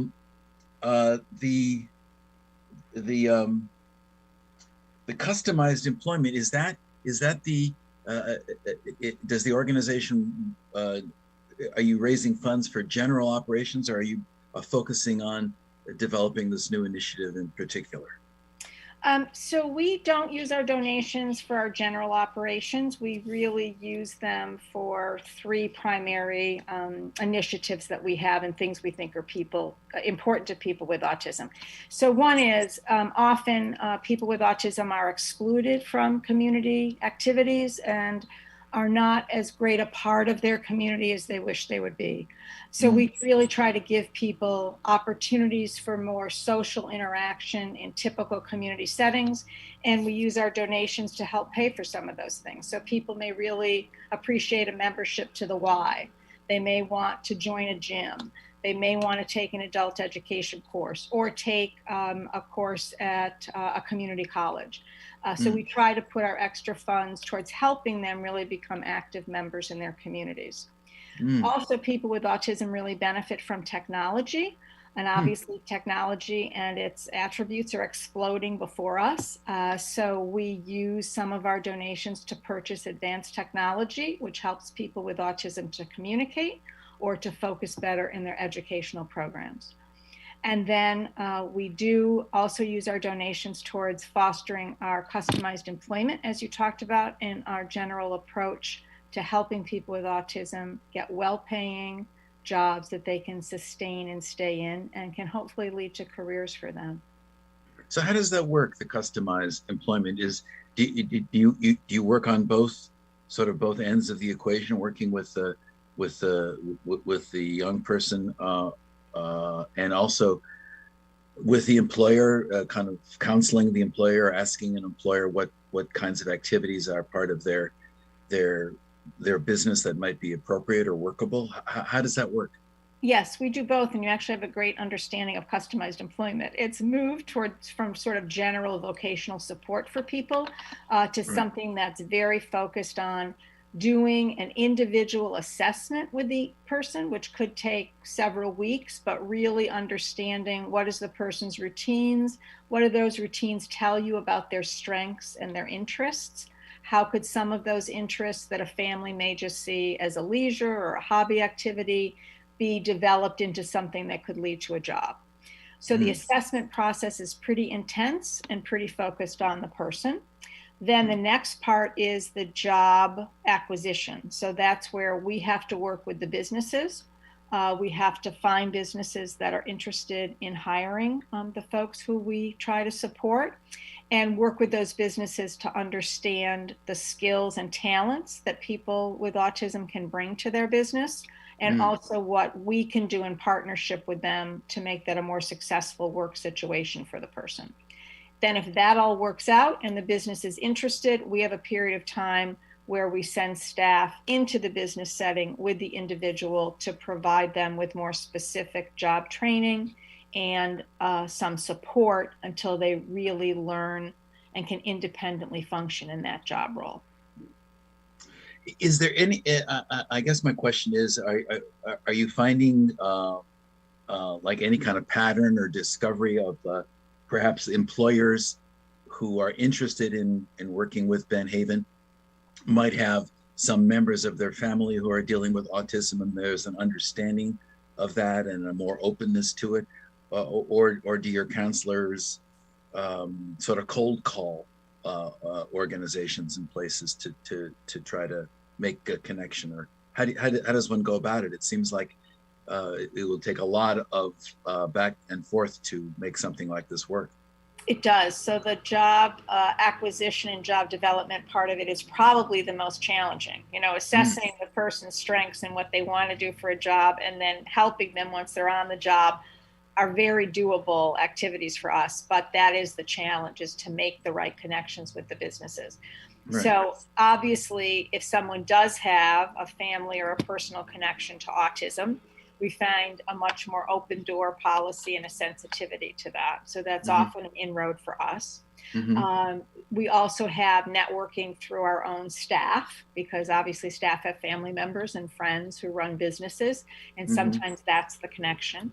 And also our reputation, and when we've been in businesses and we have provided good support and the business has felt as supported as the person and the family have, then that's sort of a good referral for us for other businesses and other contacts that business may have. Does Benhaven ever provide kind of like a beginning financial support for an employer who will take on a person with autism, just to kind of buffer them if it doesn't work out? Is that part of the arrangement, or does it function just based on good trust among the parties? We don't pay employers directly, but obviously we're aware of state and federal benefits to an employer for hiring anyone with a disability. So we try to be able to lend our knowledge and expertise about those options for employers to prospective businesses that might want to work with us. And then we are really there regularly. So not only might we have a staff person who accompanies the individual to do the job, but we have a job developer who continues to be the contact person for the business. So if there are any problems that that business has, we can very quickly respond to that. Well, we're hearing this good news about Benhaven on thegreatgive.org here on WNHH 103.5 Community Radio. This is our annual radiothon. This is wonderful work, angels work being done by Benhaven for more than 50 years. And I need to ask if you are prepared with a song or a lyric or I don't know, whatever you like. We're supposed to ask our I actually have a poem for you. Poems are really good. Poems Okay. are, I was going to say a success story would be just as good, but let's hear the poem. Okay, so I think the poem, which is written by Dominic Walsh, who's a writer and actor from the UK who has autism, may speak to some of the issues people with autism face and how we try to help and use some of this donation money. So, because I don't understand your tone of voice or the things you do with your face and body, am I invisible? Because you and everyone else can hear signals from a radio station that I can't, am I invisible? Because I don't speak, so you erase me, replace me with an almost person or a jumble of cliches, am I invisible? Because I twist my fingers, clap my hands, flap my hands, repeat sounds, words, noises, sentences that are poetry and music and liquid gold to me. Is this the difference and all it takes for you not to listen? To exclude me, abuse me, institutionalize me, to speak about me as if I'm not in the room? Am I invisible? Because of words and books written by dead men that claim I'm not a real person, I exist. I am real. I'm just waiting for you to see me. Well, that's a bravura final line for sure. And Benhaven is not invisible this afternoon here on thegreatgive.org. Thank you so much, Catherine Dupree, for telling us about the organization. Thank you. Well, it's a great pleasure to hear from you about it and the new initiatives, the customized employment, the kind of lifestyle support. So go to thegreatgive.org, where we're up to $2,788,000 from over 11,000 individual gifts, which is quite wonderful. And support Benhaven. I think you just go and you dial in benhaven.org, correct? Yes, you do. Thank you again. Great good luck to you with the fundraising in the remaining 7 hours of the Great Give. Thank you for helping us get the word out. Take care. You take care too. Bye-bye. Bye-bye. All right, Ellen. We have Elm Shakespeare in the waiting room. Yeah, so we actually have two people in the waiting room. We'll see if the second one is associated with Elm Shakespeare. But you're listening to The Great Give on WNHH LP 103.5 FM, your home for community radio. Let's let Elm Shakespeare into the room, and we'll see if... Is it Rebecca? No, Barbara Schaefer? Rebecca Goodhart. That's Rebecca. Hello, and Peter Callender will be joining us too. Okay, that's what I was gonna ask right now, whether Peter was associated with you. Yes, Peter Callender he's joining us from San Francisco. There he is, one of my favorite human beings. How are you, Alan? Wonderful to see you, Rebecca. How is Peter connected with Elm Shakespeare? Peter is going, and there he is. Hello, Peter. Good morning, friends. How are you? So good. This is Alan Appel, and he is going to be, he is a fabulous reporter and has covered all sorts of things with Elm Shakespeare in the past. Right. And Alan, Peter is joining us from San Francisco. He's going to be playing Prospero this summer in The Tempest. In Edgerton Park.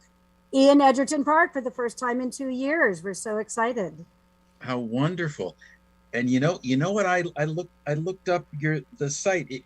Am I wrong? But the very first Shakespeare that was done in Edgerton Park was The Tempest, was it not?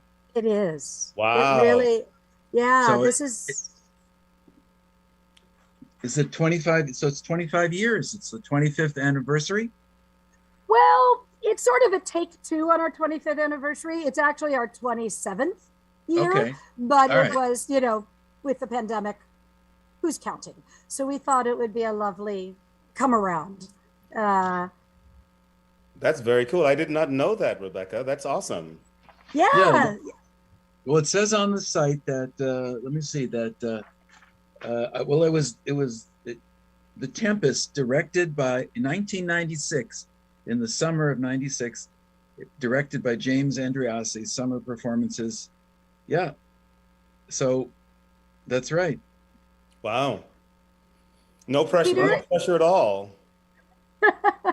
But Peter, it's also not your first Tempest either, is it? Well, it is my first Prospero. I've played Sebastian. I've played Antonio. I have co-directed it. I produced it at my theater here in San Francisco, but I've not, and I've directed children in it. As a matter of fact, fifth graders. I did a 45-minute version of The Tempest for a fifth grade class years ago that I directed. But it's my first Prospero, and I'm excited about it. It's been a long time coming. So why are you there in San Francisco? When do rehearsals start? Well, I'm always curious about the way Elm Shakespeare throws such a wide net and brings in actors, and people from Boston and from far away. So, yeah, tell us how you're connected. Well, it's a wonderful. I get chills now. I suddenly got chills. It's kind of weird. I got chills. When I first became artistic director of the African American Shakespeare Company here in San Francisco, we're going into our 27th year. The very first conference, the Shakespeare Theater of America conference, I met the incomparable Rebecca Goodhart, now Goodhart. And we became instant friends, instant colleagues. There was an instant bond between us. Not just Shakespeare, of course, that's what brought us all together, but it was a love of Shakespeare, a love of the arts, a love of talking about it, a love of sharing, a love of the work itself that brought us together. And I gently asked her, I said, would you think about coming to direct at my theater? And she said, yes, absolutely. What? And it was The Merry Wives of Windsor. And it was wonderful. One of the most memorable productions of my tenure here. And we've kept in touch ever since. Now she's recently married, and now she's got this massive job to do in your neck of the woods. And I'm so proud of our friendship. I'm grateful for our friendship over the years. And then this call came through about, we've been trying to do something for a while. It was a number of projects came up, a number of thoughts. And here it is. It is finally going to happen. And that I get to be in the same room with her again, being directed by her, which is like, I hope I can live up to the hype. Oh my gosh. So I'm sure you will. So tell me, have you attended Elm Shakespeare performances in Edgerton Park over the years, or? I have Never. not. I have not been in the area. I've not seen the park. I've not seen her theater. I have not at all. Only by photographs. Have you performed in a place like Edgerton Park? Does your theater perform outside? Because it is an unusual situation, which makes it unique and wonderful. Oh no, I'm gonna jump in and Please. brag on Peter for just a moment. As you can tell, there's a deep love between the two of us. He is an extraordinary artist, and an extraordinary teacher and mentor who takes working with young folks really seriously. But Which is Peter, a huge part of what Elm Shakespeare does, in addition to the anchoring performance. Increasingly since you've been in town, Rebecca, I've noticed that aspect, the Shakespeare education and the camps have grown, and that's why we're here on the greatgive.org, the radiothon, where you can go to greatgive.org and dial in some support for Elm Shakespeare. And I think you're on the leaderboard, Rebecca. We are. We've been hanging out at. We were as high as 20,000. fourth at one point. Yeah. Yeah. But we're so grateful to our community. Yes. But I and- interrupted you. You were going to say something about how wonderful Peter I is. was going to brag on Peter just Right. a moment and let you know that Right. Peter has spent many seasons at the illustrious California Shakespeare Theater. And so in addition to running African American Shakespeare in San Francisco, he has spent many summers and on a huge, beautiful stage. And in fact, many people will remember Eric Ting, who was at Longworth for years, is Right. now at California. And so Peter has worked with Eric. So he has a long history of being outdoors and reaching. A minor correction there. I was on the team that brought Eric to Cal Shakes. I've never worked under Eric's auspices at Cal Shakes as of yet.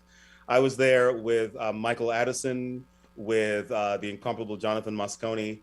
For 23 years, I was a member of the California Shakespeare Theater. I got my first foray into outdoor theater, outdoor Shakespeare in a big way at the Delacorte Theater in Central Park in New York, where I did the Tempest. I'm sorry, not the Tempest. 12th Night, directed by Harold Guskin, with Michelle Pfeiffer and Gregory Hines and John Amos, and was an amazing cast. Fisher Stevens, just an amazing cast. And there I was with that cast. So that was my first foray into big outdoor Shakespeare theater.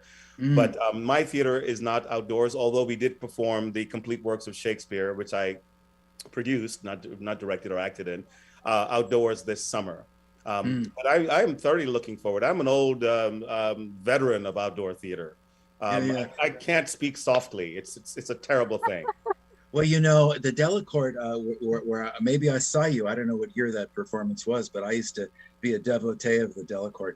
But that's the Edgerton Park is really, it's as much being in the woods as being in the theater, which is, I think, what makes it special. And for a play like The Tempest, I think that's a wonderful match. It's perfect. And this summer is going to be even, we're super excited, to build on that feeling like you're in the woods. We are debuting the Alexander Clark Portable Playhouse. And so we have a new, one of the things that we've done is that we start from scratch. We're not the Delacorte or California Theater. And so we don't have a purpose-built theater outdoors. We really are in the park, as you all know, and it's so beautiful. But starting from scratch from a producing standpoint is quite difficult. And so Alexander Clark has made an incredible gift. We are so lucky. And so we are building this beautiful hardwood Elizabethan style playhouse stage. So it'll still be a stage. People will still sit on the grass, but it will enhance the feeling of the park, and it will be truly beautiful. It's not going to look Elizabethan. It will fit into the style that's within the park.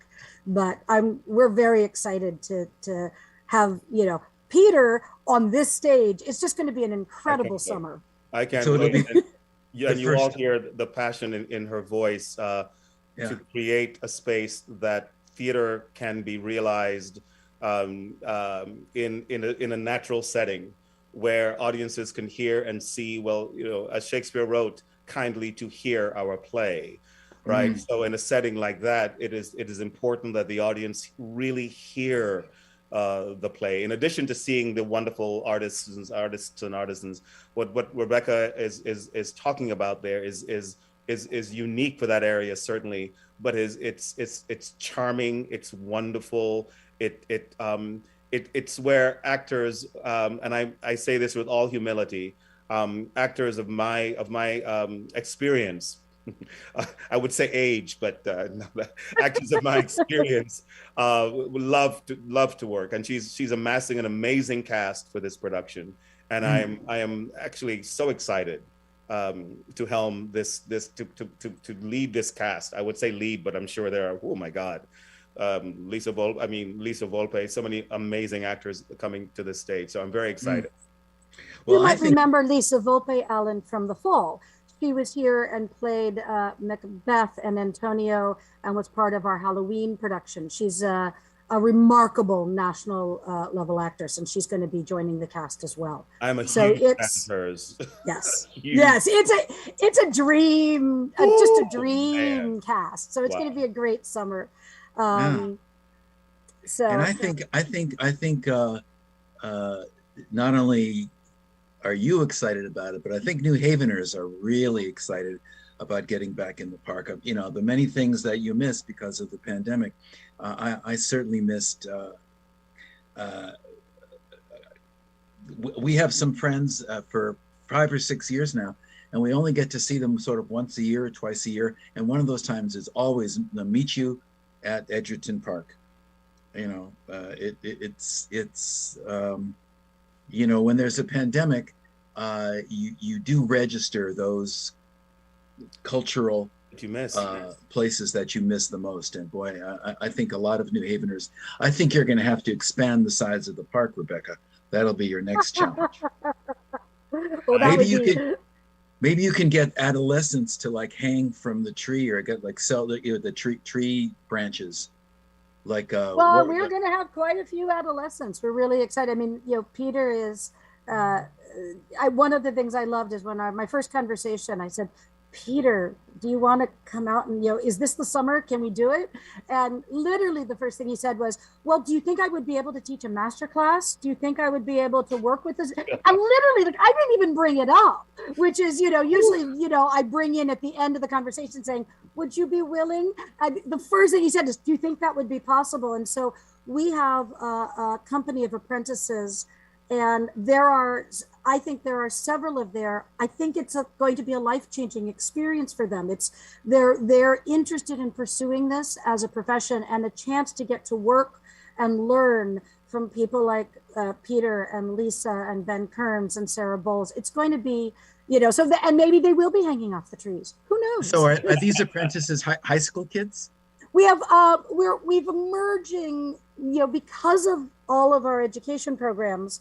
We have the teen troop and the teen camp, and so there's a group of advanced high school students that really are ready to work at the next level. But we're also in residence at Southern Connecticut State University. That's right. That's right. So what we're doing is that we're combining to have an apprentice company. So half of them will be college apprentices and half of them will be high school apprentices, and everybody will be paid. We do not have unpaid.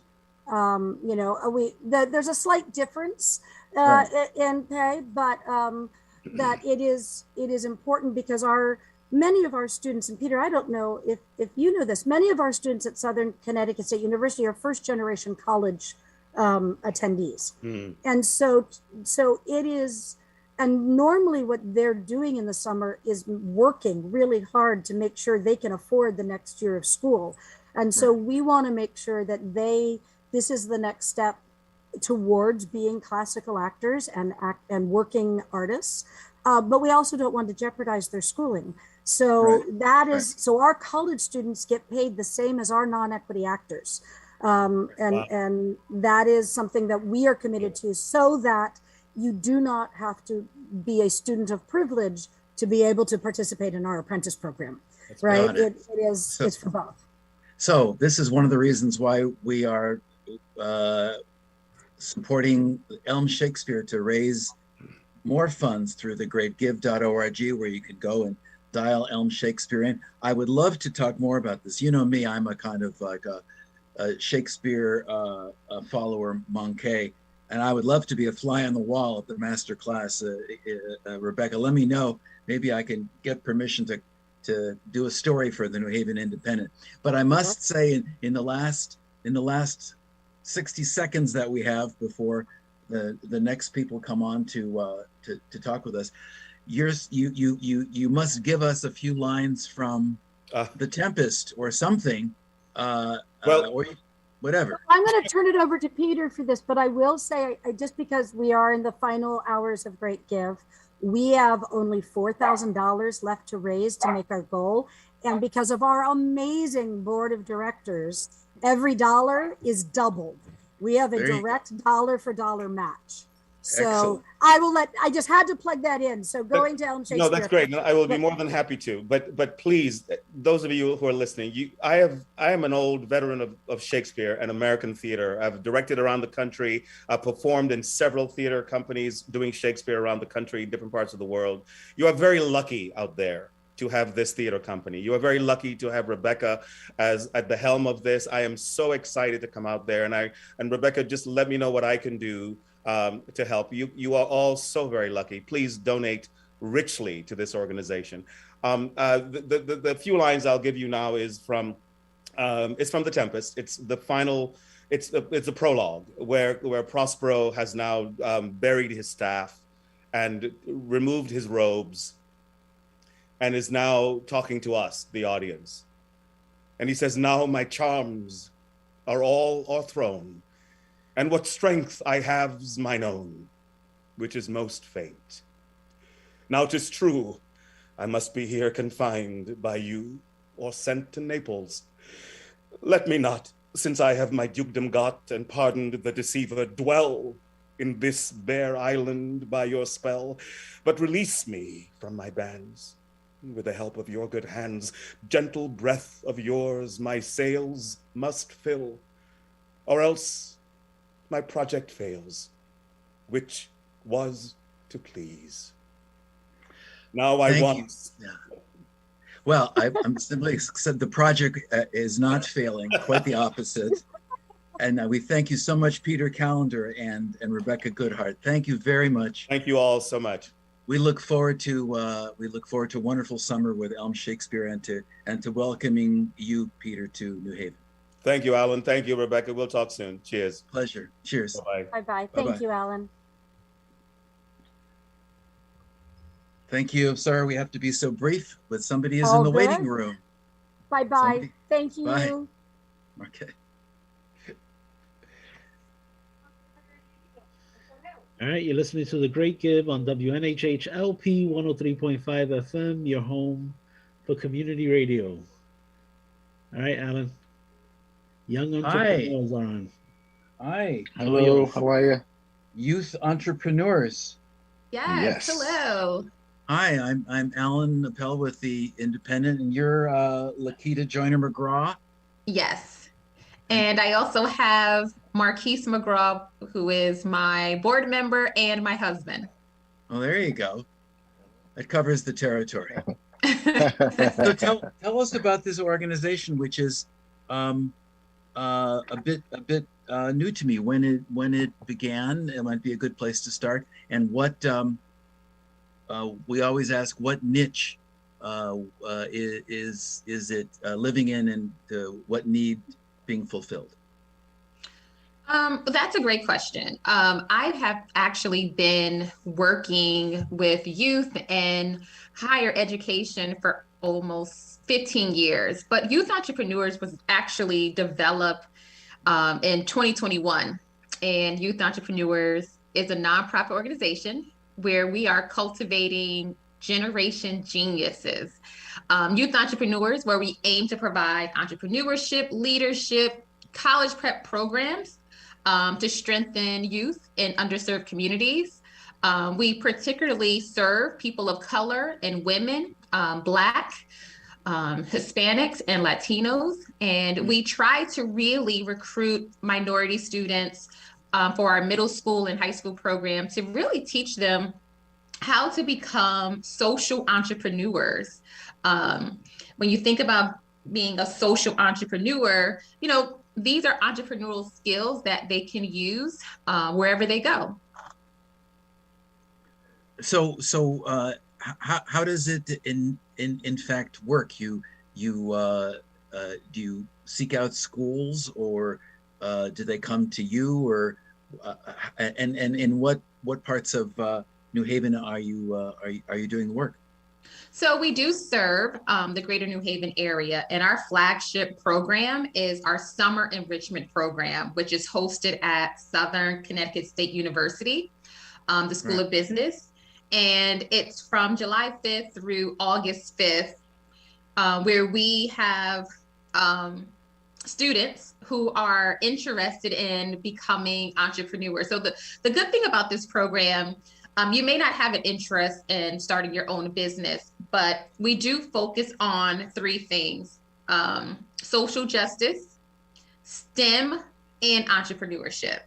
And so we're bridging that gap and just giving students, and particularly minority students, having access to STEM and what would that look like, access to, starting your own business, and really just, with the social justice piece to it, what can you do to make an impact on your own community? So the hopes of, after they finish our program, they'll take those skills and the tools that we provided. In return, they will make a difference in their own community. So what I'm hearing is that when you use the word entrepreneur or entrepreneurial, it's in a really cosmic, global, large sense. It's not necessarily to be entrepreneurial in business. It's to be entrepreneurial in life.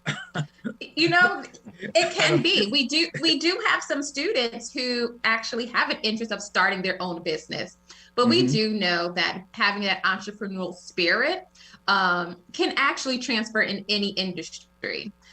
You'll have those tools of being creative, being a problem solver, thinking and working together as a team. Those are skill set that most admissions department is looking for. Most jobs are seeking for employers, starting early on with middle school students and high school students.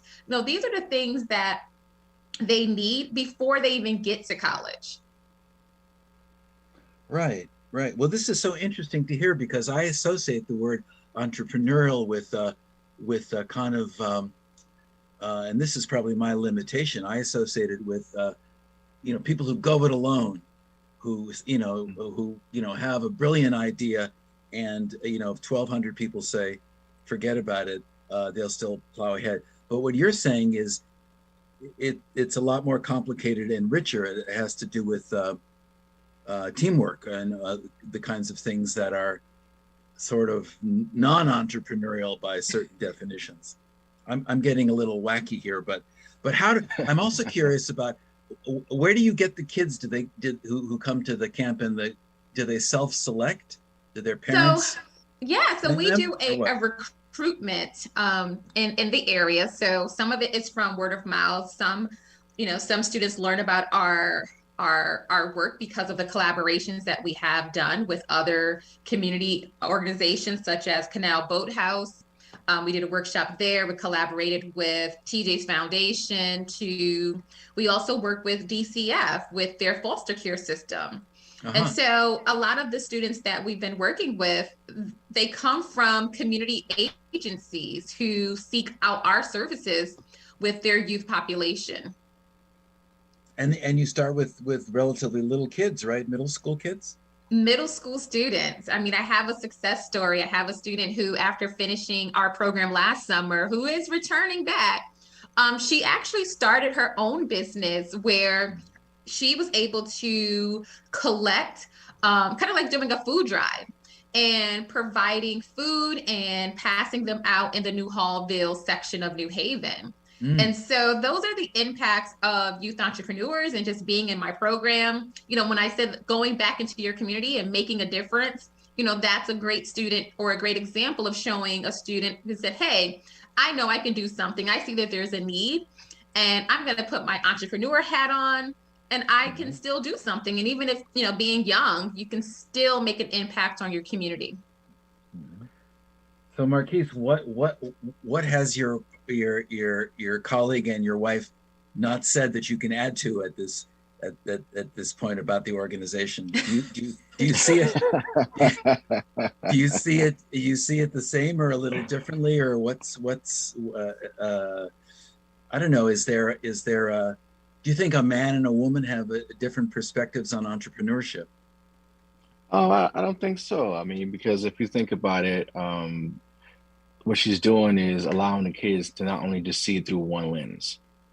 And so if you think about it, look at our jobs. We have multiple streams of income. And why just limit youth entrepreneurship to just one thing? I mean, we can do a plethora of things.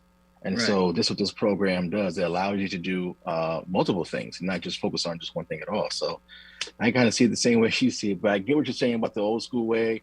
I got an idea. I'm going to go with it. I'm going to figure it out. I'm going to be a self-made million, billion, however you want to decide. Right. And so I totally get that. But at the same time, merging, coming as a team, you know, because as you look at it, our youth, there's been a plethora of businesses that has came out over the course of just COVID alone. I mean, you're sitting at home and you're thinking, oh, well, we can do this. Look at all the masks that came out. Look at all the creativity came out during COVID. And that was based on them sitting home, thinking together, coming with a team concept and just going for it with it. So it's true. All the people who became bakers and, you know, did their sourdough. That's correct. You know, the number of people who decided to write poetry. That's correct.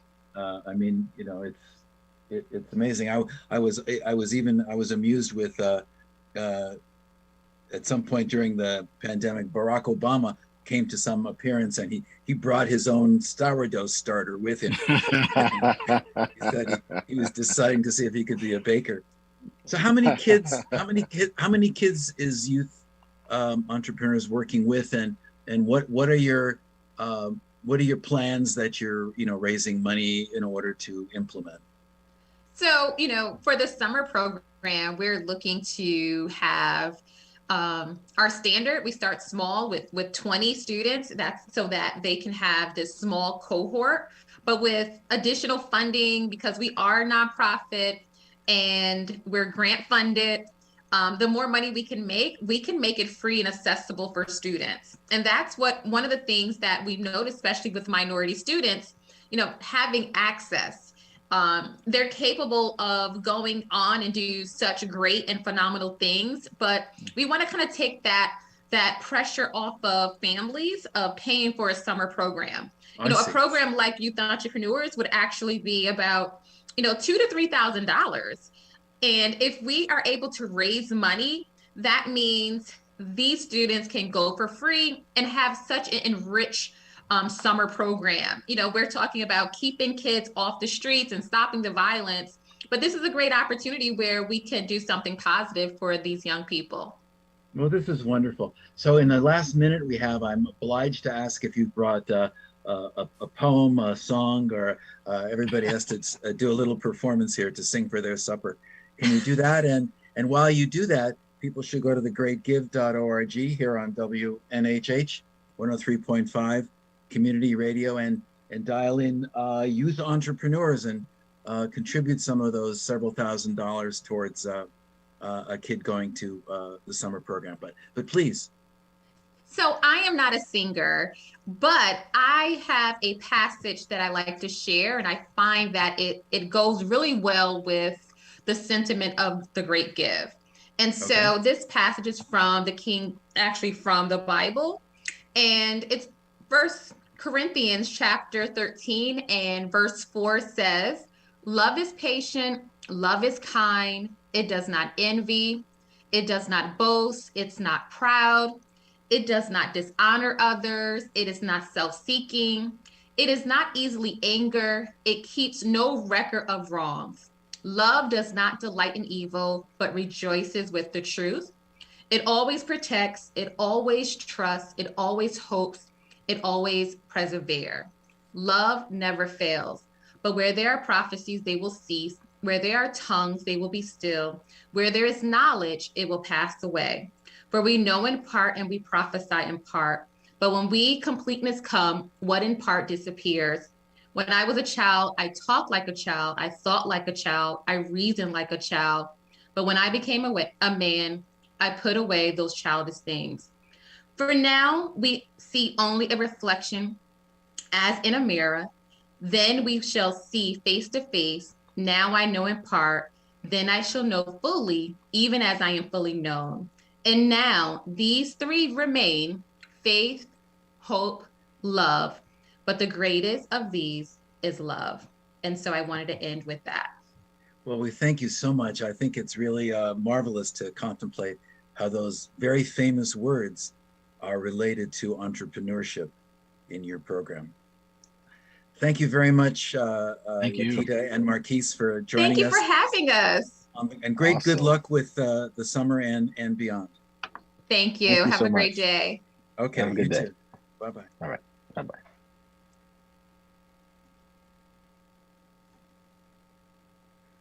Who's up next? Hey, Alan, how you doing? Okay. Hanging in there. Oh, yes. We have New Haven Youth Tennis. Okay. So tennis and education. All right. So let me let them in, and we'll get right to them. You're listening to The Great Give, a 36-hour online giving event on WNHH LP 103.5 FM, your home for community radio. All right, Al. Scott Stenyar?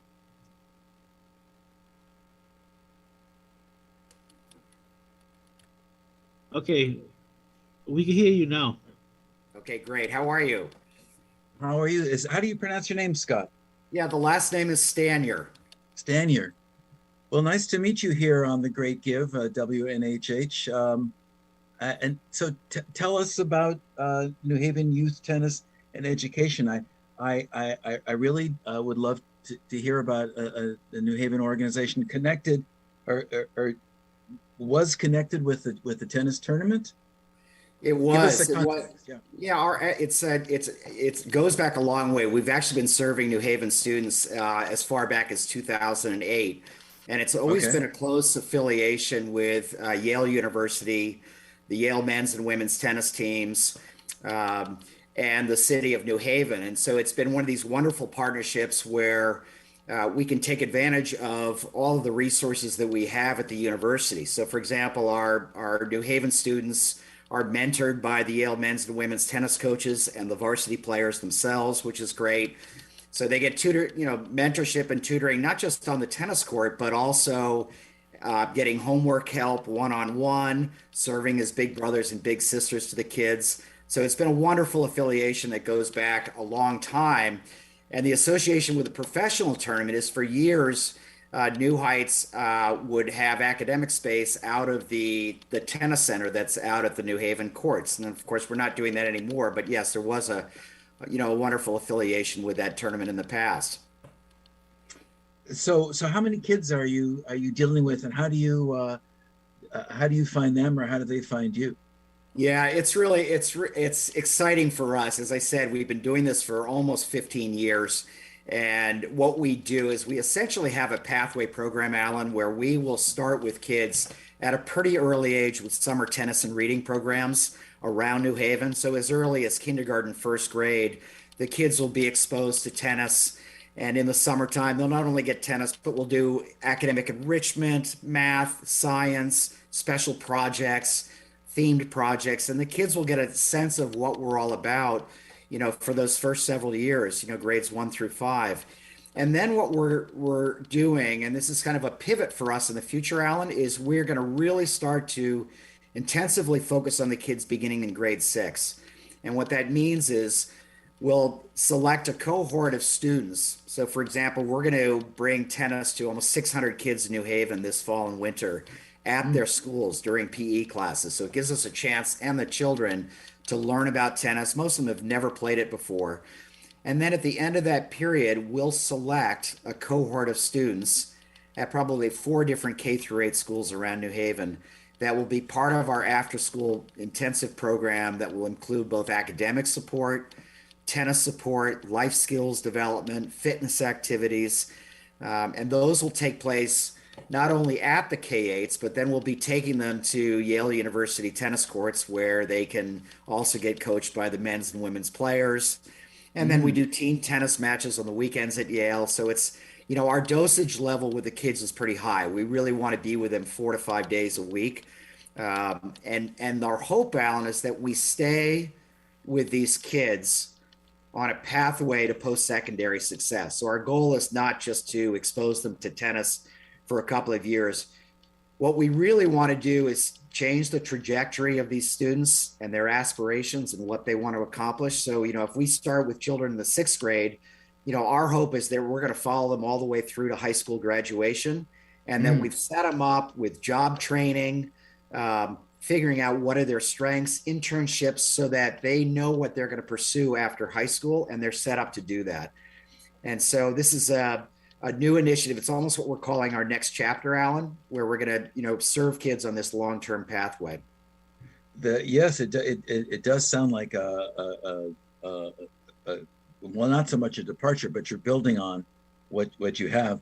I mean, I was just visualizing a little kindergarten kid with a tennis racket is like a terrifying thing. Right?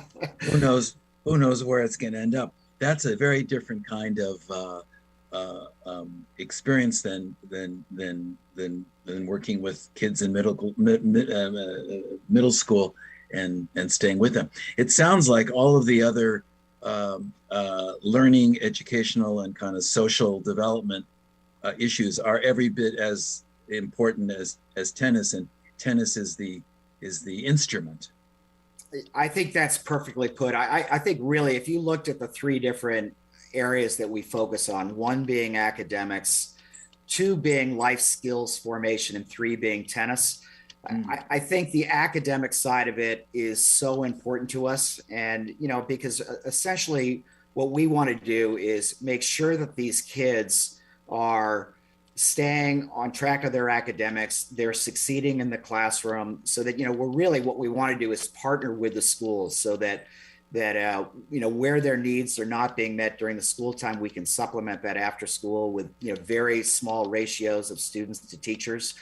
And, as they get older, and you all know middle school is a really tough time for kids, in terms of figuring out who they are.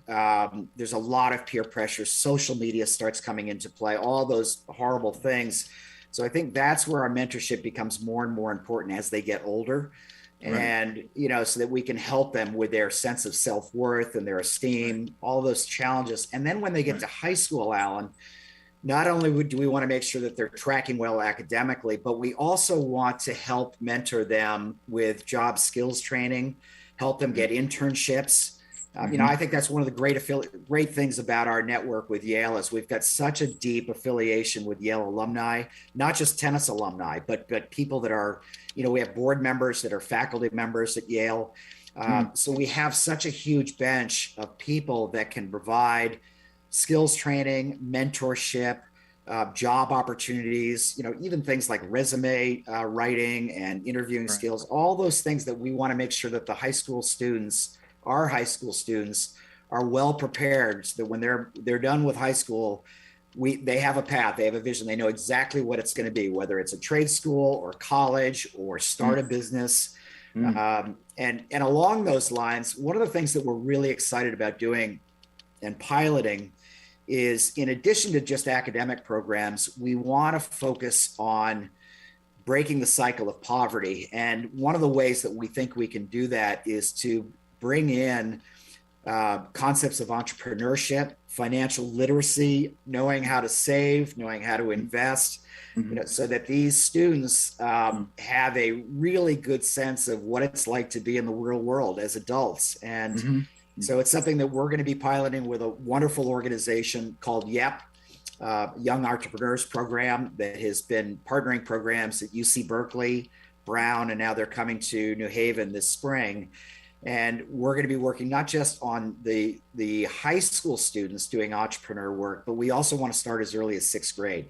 So we want to sort of instill those values with the kids in 6th, 7th, and 8th grade and continue. And we think that's, one of the ways that we get these kids to think about starting their own businesses, when they get out of high school or through college. As you know, there's a disproportionate amount of new businesses are grown outside of inner cities and by non-minority populations. And I think we really want to try to change the trajectory of that in New Haven over time. So we're really excited about this new approach.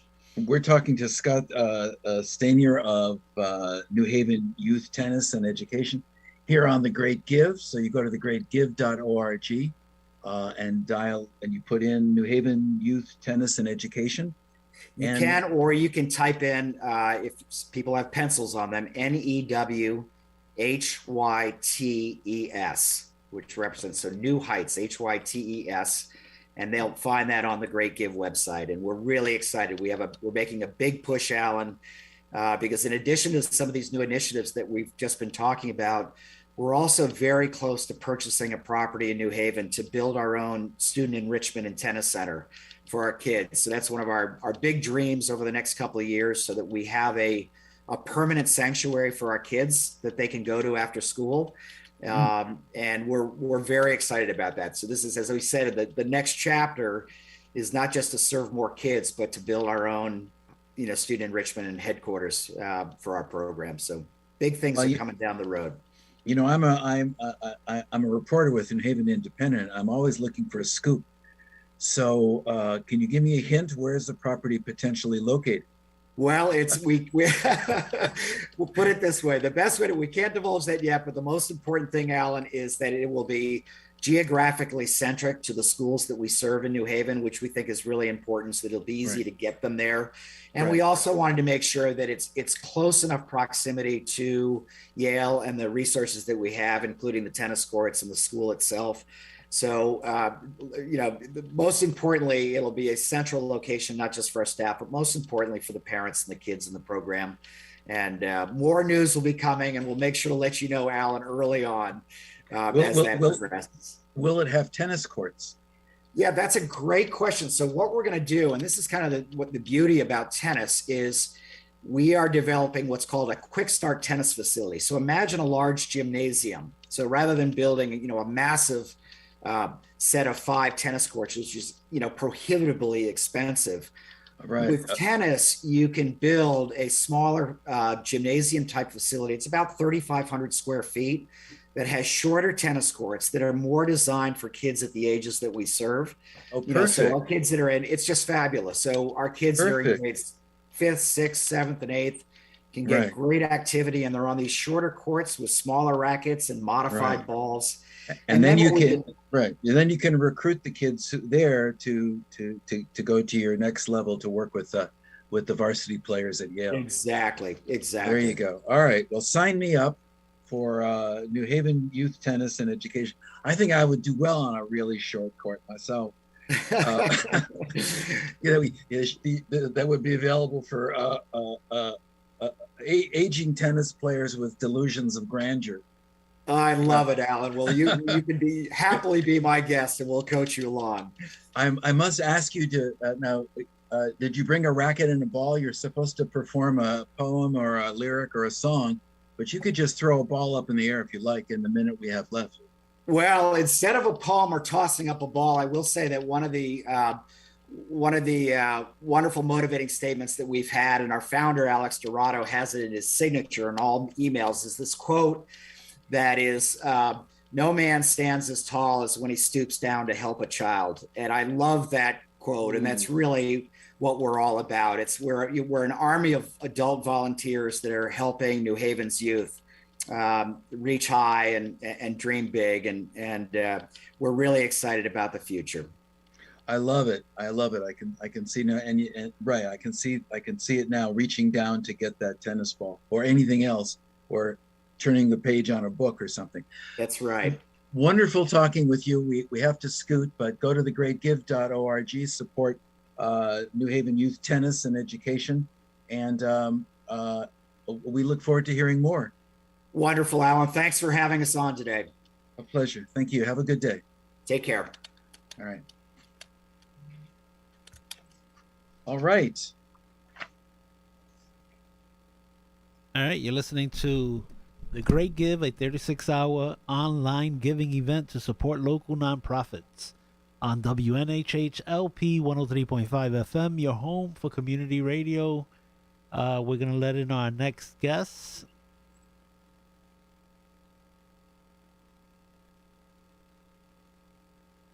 All right. And it's all yours, Alan. Jennifer Wendroth Holster. Hi. Hello, how are you? I'm fine. I wanna learn about the Women and Family Life Center. Is it in Guilford? We are located in Guilford, yes. Yeah. So when did you get started? And it sounds like the kind of thing you're doing is unusual. So tell us about it in a few sentences, and how many people you serve, and do you serve only folks in the Guilford area or in a greater area? We serve people in a greater area. So we do serve part of greater people in Middlesex County as well as New London County. So we have a 16-town radius. Our office is in Guilford, as you had said. We've actually been around for 30 years. We're currently celebrating our 30th anniversary. So we are there to serve anyone, even though we are called Women and Families, we're there to serve women in all families. So we're there to help people when they're in a time of crisis where they're just kind of not sure where to turn. We are a very individual type of organization. There's not too many, if any, really in Connecticut that kind of does what we do. Yes, right. When you come into our office or when you contact us, you're immediately connected with one of our referral navigators who are social workers. And what they do is initial intake to find out what kind of services you may be reaching out for, but what other kind of services that we might be able to help you with or make a warm handoff or referral to. And in the last 30 years, we've served over 15,000 people. I've never heard that phrase, a warm handoff. Is that what you said? Yes. So explain that, because I think that's I think there's a lot in there about what you're up to. Yes. So while we do have a lot of services and programs directly in our agency directly, but there are times when somebody might be looking for something that we just don't have. We're working with them on something and something else comes up. So what we do is we kind of do the legwork for our participants or clients that we serve.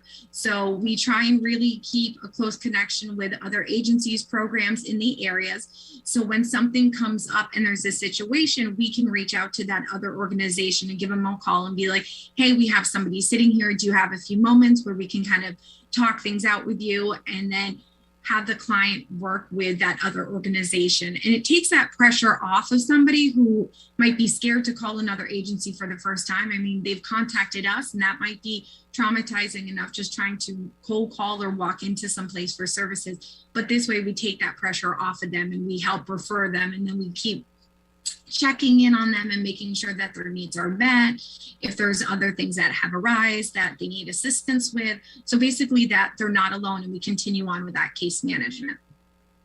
So I was just looking at briefly at your site last night, and it says, I mean, I like the writing. We understand there are moments in our lives that truly challenge us, whether it's losing your home, going through a divorce, leaving an abusive relationship, struggling with mental health, trying to find a job. We're here to help you. You cover a lot of territory. We do cover a lot of territory, yes. So what did the organization start out addressing more specifically, and what are you seeing now? What are the patterns or the trends or the areas of need that are coming through your doors? So the organization actually started as a peace and justice club in a basement of a church in Guilford back in, I think it was 86. And then it kind of rotated to the Women and Family Life Center. So a lot of it had relations in domestic violence. And then it just kind of continued to grow, and people not being able to turn to an organization about divorce and basic crisis. And the last couple of years, a lot of it was basic needs. So during kind of like the height of the pandemic, with the help of the Guilford Foundation, the Brantford Community Foundation, and New Haven, United Way of New Haven, we were able to give out over $200,000 in funds to help people with basic needs. And so we still do see a lot of basic needs issues. We are seeing, of course, what's going on with divorce, but also people who are just having trouble paying their bills. They are dealing with a domestic violence situation, could be sexual assault. We're seeing housing issues, basic needs. We do have items, so if people are looking for toiletries, household items, sometimes clothes, diapers, female sanitary products, we have all that we can supply people with. We're talking to Jennifer Wendroth Holster of the Women and Family Life Center in Guilford. So who are the people that come through the door? Are they from all walks of life, or do they tend to be people who are struggling economically, or could it be anybody? Anybody, all walks of life. So you don't have to have a certain income level or anything like that, because our services are free of charge. We do not charge our participants and clients for what we do, but you never know what somebody is going through. And just because you think somebody might have some financial access doesn't mean they actually do have money to finance it, especially if they're going through divorce and they don't have access to the finances. So anybody who's looking for services, they can absolutely reach out to us. And even though we do serve kind of like this 16 town area, in the last year we had people from 54 towns in Connecticut reach out for services. From 54 towns, yeah. Yes, yeah. So is it, does the agency have it says it's a center. Is it like a community center? Is it a place where people, in addition to, I'm visualizing this as a much more than a kind of social service agency, but as the word you used, the origins were a club.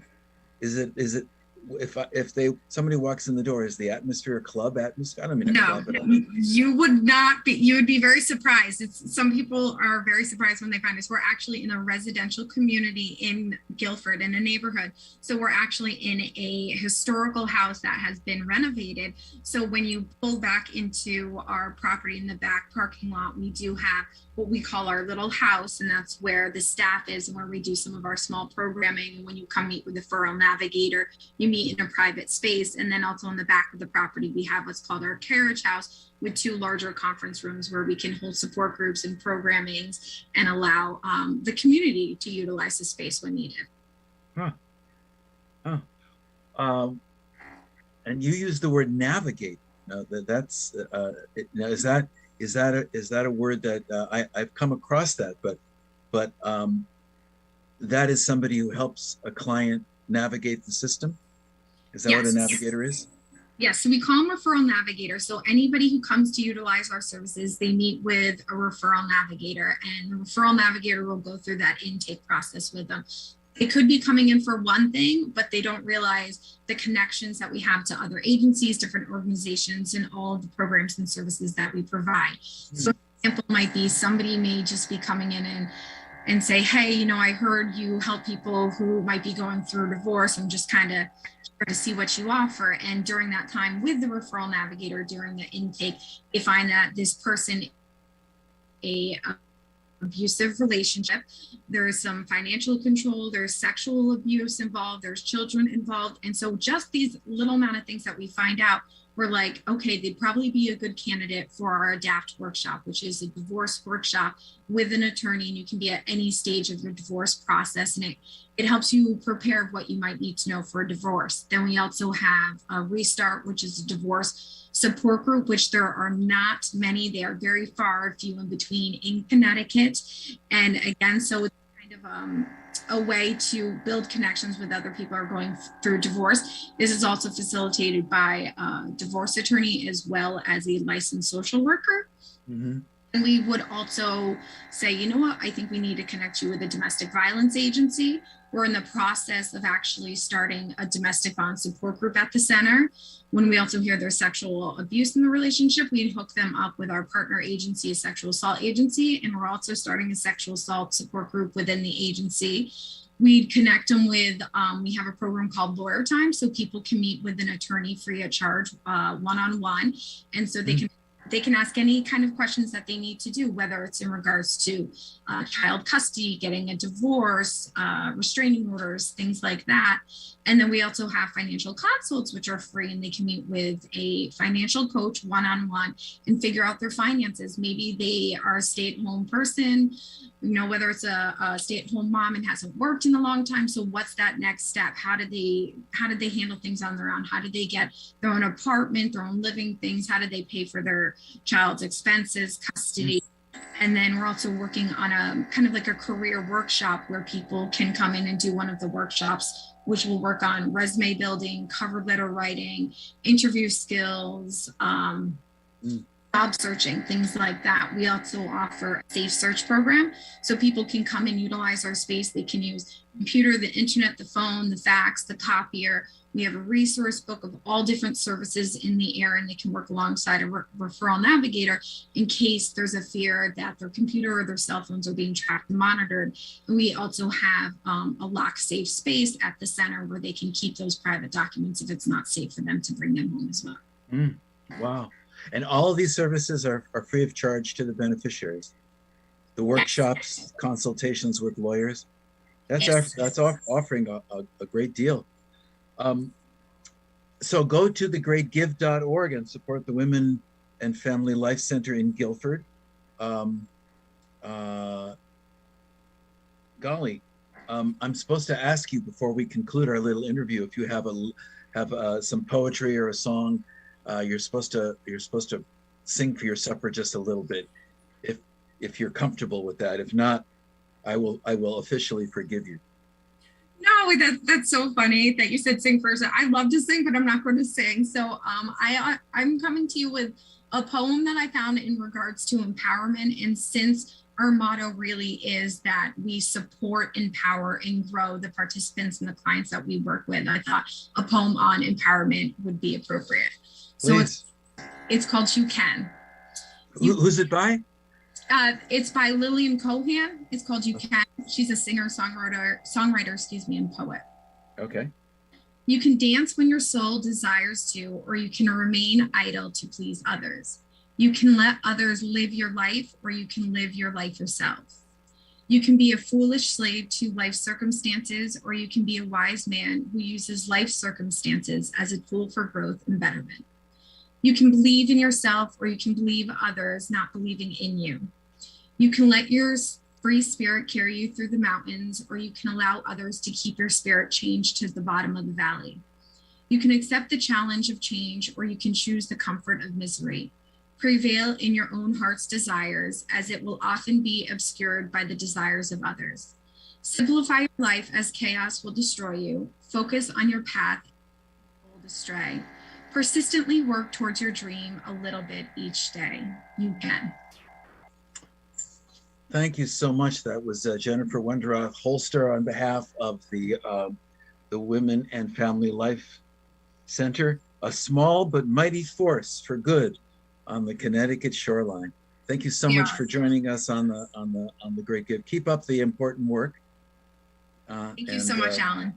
Yeah, and thank you for appearing on The Great Give, the radiothon on WNHH 103.5 here on the radio, and in New Haven, where The Great Give is now up to getting towards $3 million. It's climbing. Well, thank you. It's climbing. Yeah. Appreciate it. And I hope some of that is going to you. It is. Thank you. All right. Here. Bye-bye. Okay. Harry, do we have another guest coming in the waiting room? We are done, Alan. We are done. You've done a great job holding it down without a break. Amazing. Well, I used to drive a taxi, Harry. That's my background for this. Oh, I thought you were gonna say you used to be a truck driver like Joe Biden. No. I drove in college. I actually made a lot of money driving the night shift in New York in a checker cab. Oh, so you really did it, not like Joe Biden, who says he was a truck driver. Well, I'm not going to get drawn into this conversation. I'd rather talk about. I know. We got to go. Actually, Paul has live guests. This final hour of The Great Give, we have a few live guests. So now the Orchestra New England is not showing up, right? Well, with Paul, you're done at 2, Alan. Yeah, I know you want to keep good. going. Excellent. Oh, look, no, I'm done. I'm done. All right, and thank you very much for coordinating everything. All right, thank you, Alan. Have a wonderful day, and thank you to everyone who's been listening. Don't go anywhere because Paul is coming back to continue The Great Give on WNHH LP 103.5 FM, your home for community radio.